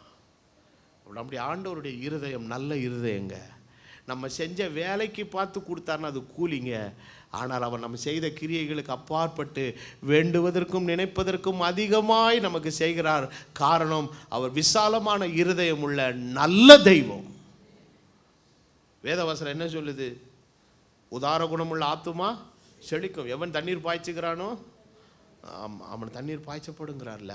அப்போ இப்படிப்பட்ட ஒரு கட்டளையை நமக்கு வசனமாக எழுதி வச்சார்னா, அவர் எழுதி வச்சார் எவ்வளோ நல்ல ஆண்டவராக இருப்பார். சில பேர் இந்த கல்வெட்டில் பேரை பொறிக்கிறதுக்குன்னே சில வம்பு பண்ணிக்கிட்டு உட்காந்துருப்பான். இந்த தென் மாவட்டத்திலலாம் நீங்கள் போனீங்கன்னா இப்போ இந்த பாரம்பரிய சபைகளெல்லாம் பெஞ்சிலெல்லாம் எழுதி வச்சுருப்பாங்க பேர், வேதநாயகம் குடும்பம் தந்தது அப்படின்னு சொல்லி எல்லாத்துலேயும்.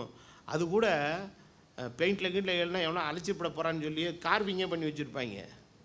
இந்த பாத்திரத்துக்கு எல்லாம் பேர் போடுவாங்கல்ல, அந்த மாதிரி. இதெல்லாம் தேவையாயா, இதெல்லாம் தேவையா? நீ படுக்கும்போது ஒரு நாள் நீ பேர் போட வேணாம், உனக்காக நாங்களே பேர் போட்டுருவோம் கல்லில். கர்த்தருக்குள் மரிக்கிறவர்கள் முதல் பாக்கியவான்கள் போட்டு மேலே ஒரு சிலுவையை போட்டு பிறப்பு இறப்புன்னு போட்டு கல்லை போட்டு மூடி பக்கத்தில் எல்லாம் நல்ல சிமெண்ட் வச்சு மூடி நீ இங்கேயே படுத்துரு, பேர் போட்டாச்சு. எதுக்கு வேணும்? எதுக்கு வேணும்? எதுக்கு வேணும்? எதுக்கு வேணும்? பிரபல்யமாக இருக்க விரும்புகிற எவனும் அந்தரங்கத்தில் ஒன்றும் செய்ய மாட்டான். நம்முடைய தேவன் பிரபல்யத்தை விரும்பாத தெய்வம். அப்போ நீங்கள் ஆண்டவருக்காக செய்கிற ஒவ்வொரு கிரியை எதில் இருக்குதுங்க? எதில் இருக்கு? அவருடைய ஞாபக புஸ்தகத்தில் இருக்குது. ஏற்ற வேளையில் செய்ததுக்கு கூலி இல்லை, செய்ததுக்கு நிறைவான பலனை கர்த்தர் உங்களுக்கு ரெட்டிப்பாய் தருவார். அப்போ அவர் செய்த கிரியைகள் எல்லாவற்றையும் முடித்ததுக்கப்புறம் அவருக்கு கிடைச்ச பலன் என்ன? அவரை எல்லாவற்றுக்கும் மேலாக உயர்த்தி எல்லா நாமத்திற்கும் மேலான நாமத்தை அவருக்கு தந்தரளி, வானோர் பூதலத்தோர் பூமியின் கீழானோர் எல்லாருடைய முழங்காலும் முடங்கும்படியான ஒரு நாமத்தை அவருக்கு தந்தரளினார். அப்போ இயேசு கிறிஸ்து தாம் வெளிப்படுத்தி கொடுத்த அந்த குமாரத்துவத்தில் அப்படிப்பட்ட ஒரு உயர்வு அவருக்கு கிடைத்ததனால் அவருடைய பிள்ளைகளாக இருக்கிற உங்களுக்கு எனக்கு நிச்சயமாக இந்த உயர்வை ஆண்டவர் நமக்கு தருவார். அப்போ தேவனுடைய சமூகத்தில் நம்ம போய் நிற்கும்போது அதற்கான பலன் நமக்கு உண்டு. சில நேரத்தில் மனுஷர் வந்து அப்ரிஷியேட் பண்ண மாட்டாங்க. எத்தனை பேர் இந்த சண்டே ஸ்கூல் முடிச்சுட்டு அன்றைக்கி கிஃப்ட்லாம் வாங்கிட்டு போன, எத்தனை பேர் டீச்சரை பார்த்து கை கொடுத்து ப்ரைஸ்லான்னு சொல்லிட்டு போனீங்க? ஆனால் நீங்கள் மறந்தாலும் சரி, ஹெட்மாஸ்டர் நான் மறந்தாலும் சரி, எல்லாரையும் அழைத்த உன்னத தெய்வம் ஒரு காலம் மறக்க மாட்டார். அவங்க செய்த ஒவ்வொரு பிரயாசத்தின் பலன் தெய்வத்தின் சமூகத்தில் வந்து நிற்கும். கடைசி குறிப்பு சொல்லி நிறைவு பண்ணிடுறேன். யோவான் 17:4 ஆண்டவர் தமது வார்த்தையை அனுப்புகிறார். என்ன சொல்கிறார்னா, பூமியிலே நான் உம்மை மகிமைப்படுத்தினேன், நான் செய்யும்படி நீர் எனக்கு நியமித்த கிரியைகளை செய்து முடித்தேன். பிதாவே, உலகம் உண்டாகிறதற்கு முன்னே உம்மிடத்தில் எனக்கு உண்டாயிருந்த மகிமை. அப்போ இயேசுவுக்கு மகிமை எப்போதே உண்டாயிருக்குது? உலகம் உண்டாகிறதுக்கு முன்னாலே உண்டாயிருக்கு. எதனால் உண்டாச்சுன்னா, அவர் சர்வ சிருஷ்டிக்கும் முந்தின பேராக இருந்ததுனாலே. ஹல்லேலூயா. அப்போது பிதாவே, உலகம் உண்டாகிறதுக்கு உம்மிடத்தில் உண்டாயிருந்த மகிமையினாலே இப்பொழுது நீர் என்னை உம்மிடத்தில் என்ன செய்யும்? மகிமைப்படுத்துன்னு கேட்குறார். அப்போ இந்த நாட்களிலே கர்த்தருக்காக கிரியை செய்ய நான் வந்திருக்கிற நாம எதுக்காக செய்கிறோம்? சபையை மகிமைப்படுத்தவா? மனுஷரை மகிமைப்படுத்தவா? இல்லை வேற யாரை மகிமைப்படுத்த? யாரையும் நம்ம மகிமைப்படுத்த வேணாம். நம்ம மகிமைப்படுத்த வேண்டிய ஒரே ஒரு ஆள் கர்த்தராகிய இயேசு கிறிஸ்து தான். ஹல்லேலூயா. எல்லா கணத்துக்கும் மகிமைக்கும் அவர் என்ன உள்ளவராக இருக்கிறார்? பாத்திரவானாக இருக்கிறார். அதனால் தான் வேத வசனத்தில் அப்போஸ்தலனாகிய பவுல் எழுதும்போது தன் நிருபத்தில் எழுதுகிறார், நீங்கள் வார்த்தையினாலாவது கிரியையினாலாவது எதை செய்தாலும் அவை எல்லாவற்றையும் அவருடைய நாமத்தினாலே செய்து அவர் முன்னிலையாக யாரை மகிமைப்படுத்தும்படி? யாரை மகிமைப்படுத்தும்படி? பிதாவாகிய தேவனை மகிமைப்படுத்தும்படி. அந்த குஷ்டரோகி சுஸ்தமானவர்களிலே 9 பேர் போயிட்டான். ஆனால் ஒருத்தன் மாத்திரம் வந்தான். எதுக்காக வந்தான்னா, அவன் தேவனை மகிமைப்படுத்த வந்தான். காரணம், இயேசு மாம்சத்தில் வெளிப்பட்ட மெய்யான தெய்வம். அப்போ அவன் வந்த நோக்கம் அவருக்கு தேங்க்ஸ் சொல்லணுன்றதுக்காக அவன் தேவனை மகிமைப்படுத்த வந்திருக்கிறாங்க. அப்போ இந்த நாட்களிலே நம்முடைய நோக்கம் எல்லாம் என்னவா இருக்குன்னா, அவரை மகிமைப்படுத்த வேண்டும். we have to glorify God. இன்னைக்கு அந்த எண்ணம் நமக்குள்ளே இருந்துச்சுன்னா நமக்கு இந்த பாராட்டுதல் எல்லாம் நம்ம என்ன செய்ய மாட்டோங்க, எதிர்பார்க்கவே மாட்டோம். நான் ஊழியத்தில் இவ்வளோ வருஷமாக கிரியை செய்கிறேன், யாருமே என்ன பெருசாலாம் ரொம்ப பாராட்டி இதெல்லாம் பண்ணலாம் சொன்னதெல்லாம் கிடையாது பாருங்க. அதுக்கெல்லாம் நான் என்னவே கொடுக்கறது கிடையாது. ஆமாம், இந்த மாதிரி வந்து 52 வருஷம் மாதம் வாரம்லாம் சூப்பர் பிரசங்கம் கொடுத்தீங்க, நல்லா கொடுத்தீங்க, ஜெய்மி பிரதர் நல்லா கொடுத்தாங்க, நாங்கள் நல்லா இருக்கிறோம், ஆசீர்வதி யாராவது சொல்கிறீங்க, சொல்லணுங்கிற அவசியமே இல்லை, ஒன்றுமே பிரச்சனை கிடையாது. ஆனால் நாம் செய்கிற கிரியைகள் யாருக்காக செய்கிறோம்? கர்த்தருடைய நாமம். எங்கள் அப்பா எனக்கு முத ஊழியத்துக்கு வரும்போது எனக்கு சொன்ன ஒரு சில பிரின்சிபிள்ஸ் எனக்கு ஞாபகம் இருக்குது. 2 பிரின்சிபிள் சொன்னார். யாரையும் மனசில் வச்சுட்டு பிரசங்கம் பண்ணாத. 2வது, யாராவது உன்னை வந்து பாராட்டுவாங்கன்னு என்ன பண்ணாத, பிரசங்கம் பண்ணாத. கர்த்தர் உனக்கு என்ன தர்றாரோ அதை மாத்திரம் என்ன பண்ணு, பிரசங்கம் பண்ணிட்டு போயிட்டே இரு. உனக்கு வேண்டிய உயர்வை தர்றவர் யார் மாத்திரம்தான்? ஆண்டவர் மாத்திரம்தான். அப்போ சில பேர் பிரசங்கம் தயார் பண்ணும்போதே யாராவது மக்கள் வந்து அப்ரிஷியேட் பண்ணுன்னே பண்ணுவாங்க. நமக்கு அப்ரிசியேஷன்லாம் தேவையில்லை. நீங்கள் அப்ரிசியேஷன் பண்ணாலும் சரி, பிடிக்கலன்னு சொன்னாலும், என்ன பாஸ்டர் நீங்கள் பிரசங்கமாக பண்ணிடு, நல்லாவே இல்லைன்னு சொன்னாலும் சரி, இதுதான் நீங்கள் பிரசங்கம். இது என்னுடைய வார்த்தை இல்லை, இது யார் தந்த வார்த்தை? கர்த்தர் தந்த வார்த்தை. அவருடைய நாமம் மகிமைப்பட வேண்டும். எத்தனை பேர் இந்த காலவேளை இந்த வசனத்தை விசுவாசிக்கிறீங்க? அப்போது நாம் ஆண்டவர் மேலே விசுவாசம் வச்சுருக்கிறோன்னா அவர் செய்த கிரியைகளை நாம் என்ன பண்ணணுங்க? செய்யணும். அப்போது 2024 நமக்கு என்ன டார்கெட்டு, என்ன செய்ய போகிறோன்னா, இது வரைக்கும் செஞ்சது பத்தாது ஆண்டவரே, இன்னும் உமக்காக நிறையா செய்யணும்ப்பா, இன்னும் நிறையா நான் பண்ணணும் ஆண்டவரே, உமக்காக இன்னும் நல்லா நான் ஓடி ஆடி செயல் பண்ண ஆண்டவரே. ஆண்டவர் பாருங்கள், ஒரு கிளாஸை எடுத்து இங்கிட்ட பக்கம் இப்படி திருப்பி வச்சோம்னா அதை அவர் மறந்து போகிறதுக்கு அவர் என்ன உள்ளவர் அல்லையா? அநீதி உள்ள தேவன். மறந்து போவது அநீதி என்கிறார் ஆண்டவர், மறக்க மாட்டார் அவர். ஆனால் நம்மளுடைய நோக்கம் என்னவா இருக்கணும்னா, இது எல்லாவற்றினாலும் எப்படி இருக்கணுங்க? நான்லாம் வாழ்க்கையில் ஊழியத்தின் பாதையில் ரொம்ப காயப்பட்டுருக்கிறேன். ஏன்னா நிறைய பேர் நமக்கு நன்மை செஞ்சுட்டு தேங்க்ஸ் சொல்லனா கூட பரவாயில்ல, கெடுதல் பண்ணிட்டு போயிடுவான். அதுதான் எங்கள் அப்பா எனக்கு சொன்ன சில பிரின்சிபிளில் ஒன்று. கடைசி ஒன்றை ஊட்டும் போது விரலை கடிச்சு போடுவான். திங்க முடியாமல் இருக்கிறானேன்னு சொல்லி ஊட்டி விட்டுக்கிட்டே இருப்பான் ஜோறு. கடைசி உருண்டை வாங்கி முழுங்கிட்டு பறக்குன்னு எதை பண்ணிட்டு போயிடுவான். அடடா, இந்த கை தானே நம்மளை என்ன பண்ணிச்சு, ஊட்டி விட்டுச்சு, இந்த கையை கொஞ்சம் தடவி கொடுப்போம், இல்லை கையில் ஒரு கிஸ் கொடுப்போம், அதெல்லாம் பண்ண மாட்டான். நறுக்குன்னு கடிச்சு விட்டுட்டு கடைசியில் நம்ம சோறு தின்ன முடியாதபடி ஆக்கிடுவான். அந்த மாதிரி சூழ்நிலைகள் வரும். ஆனால் தேவன் மகிமைப்பட வேண்டும், அது ஒன்று தான் நம்மளுடைய நோக்கம். எத்தனை பேர் இது விசுவாசிக்கிறீங்க? அப்போ இந்த ஒரு மனநிலையோடு, இந்த ஒரு நோக்கத்தோடு கூட நம்முடைய பிரவேசத்தை புதிய வருஷத்துக்குள்ளே கொண்டு போகும். ஒரு வேளை 2026 தான் தேவனுடைய வருகைக்கான கடைசி ஆண்டாக இருக்குமானால், இருக்கிற அந்த ஷார்ட் டைமில் இன்னும் என்ன பண்ணணுங்க? சிலர் இந்த வேலை ஸ்தலத்திலேருந்து உள்ளே சேர்ந்துருவாங்க. சேர்ந்து ஒரு 10 வருஷம் எக்ஸ்பீரியன்ஸு, 15 வருஷம் எக்ஸ்பீரியன்ஸ்லாம் இருக்கும்போது ஒரு மாதிரி லத்தாஜிக்காக ஜபிச்சான் அப்படி போவாங்க. அந்த சர்வீஸ் முடிகிற டைம் வரும்போது ரொம்ப கவனமாக இருப்பான். இங்கே என்னத்தையாவது கோக்குமாக்கு பண்ணோம்னா எங்கே சுழிச்சிடுவாங்க. நம்மளோட ரிட்டையர்மெண்ட் பெனிஃபிட்ஸ் மொத்தத்தில் ஏதாவது ரிமார்க் ஆகிப்போச்சு, சோழியே முடிஞ்சிடுச்சு. ஸோ இந்த வேலை முடிகிற டைமில் ஏதாவது ரிமார்க் ஆயிடுச்சுன்னா பெரிய பிரச்சனை ஆயிரும். இது கர்த்தரை சந்திக்கிற நேரம். நீங்கள் என்ன பண்ண போகிறீங்க? ரொம்ப ரெக்கார்டை கரெக்டாக மெயின்டைன் பண்ண போகிறீங்களா? ஒன்றுமே பண்ண முடியாது. நீங்கள் அப்போலாம் ரொம்ப ட்ரை பண்ணிங்கன்னா தரையாக தப்பு பண்ணுவீங்க. நீ சார்ந்திருக்க வேண்டியது கர்த்தருடைய கிருபை ஒன்று தான். வேத வசனம் மிக தெளிவாய் சொல்லுகிறது, உங்களை மாசற்றவர்களாய் நிறுத்த வல்லமை உள்ளவர். ஹல்லேலூயா! அவருடைய சமூகத்தில் போய் நான் நிற்கும்போது எனக்குள்ள என்ன தெரியுமா வரும்? நானும் எப்படியோ என்ன செஞ்சிட்டேன்னா வந்துட்டேன். ஆண்டவரே உங்களுக்கு தோத்திரம் தோத்திரம் தோத்திரம்.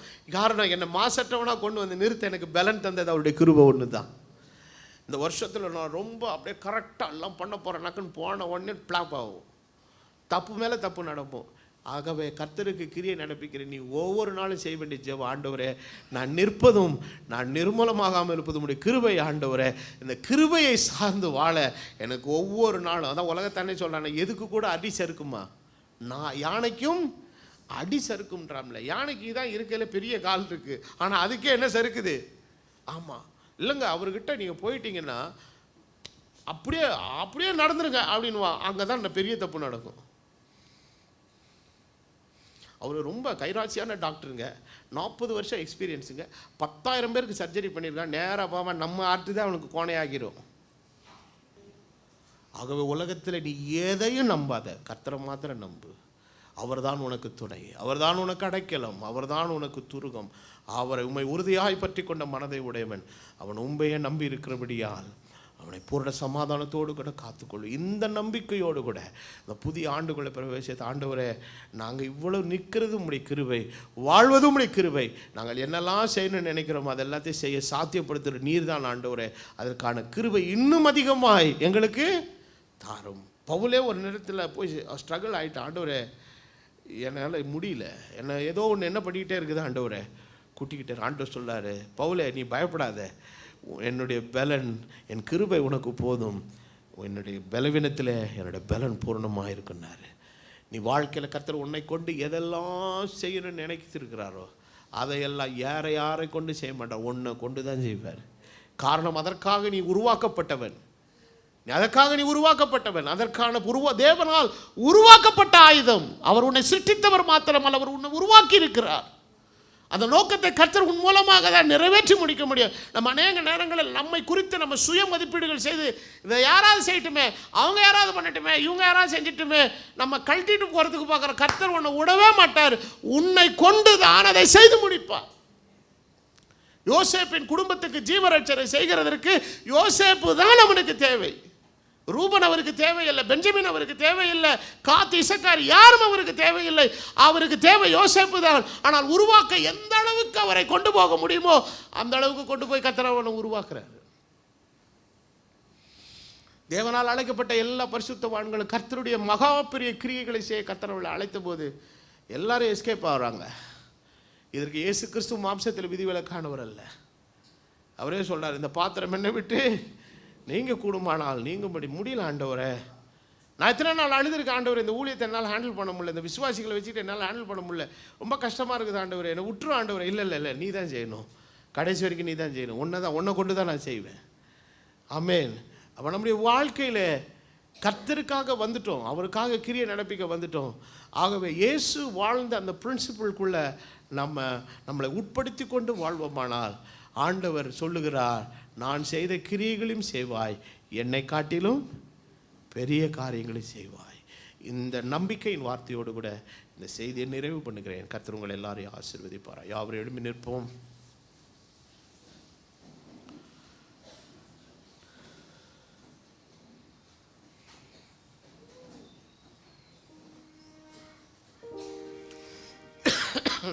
பலன் ஒன்றும் இல்லை தேவா,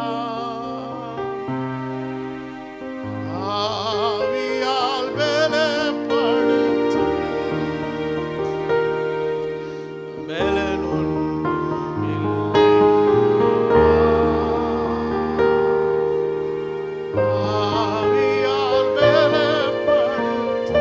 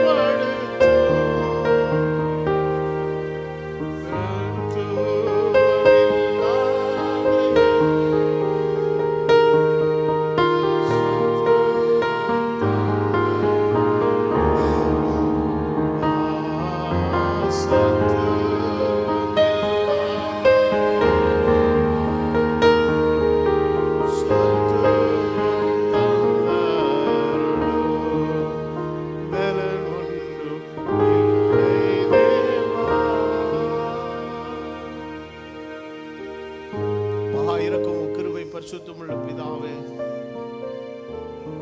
பலனில்லாத ஒன்றுக்கு உதவாத எங்களை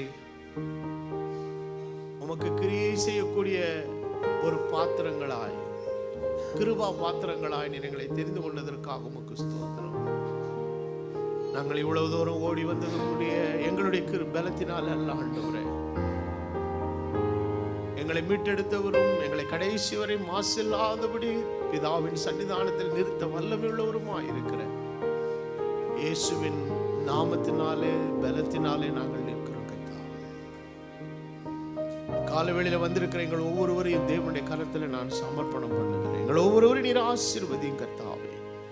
எங்கள் ஒவ்வொருவருக்கு வேண்டிய கிருபைகளை நன்மைகளை தந்து தேவனுக்கு பான கிரியையை உம்முடைய நிலையிலிருந்து செய்ய எங்களுக்கு நீர் கிருபை செய்ய, வேத வாக்கியங்களின்படி செய்ய, பிரபல்யத்தை விரும்பாதபடி செய்ய, தேவ நாமம் மகிமைப்படும்படி செய்ய எங்களுக்கு நீர் அருள் புரியும்.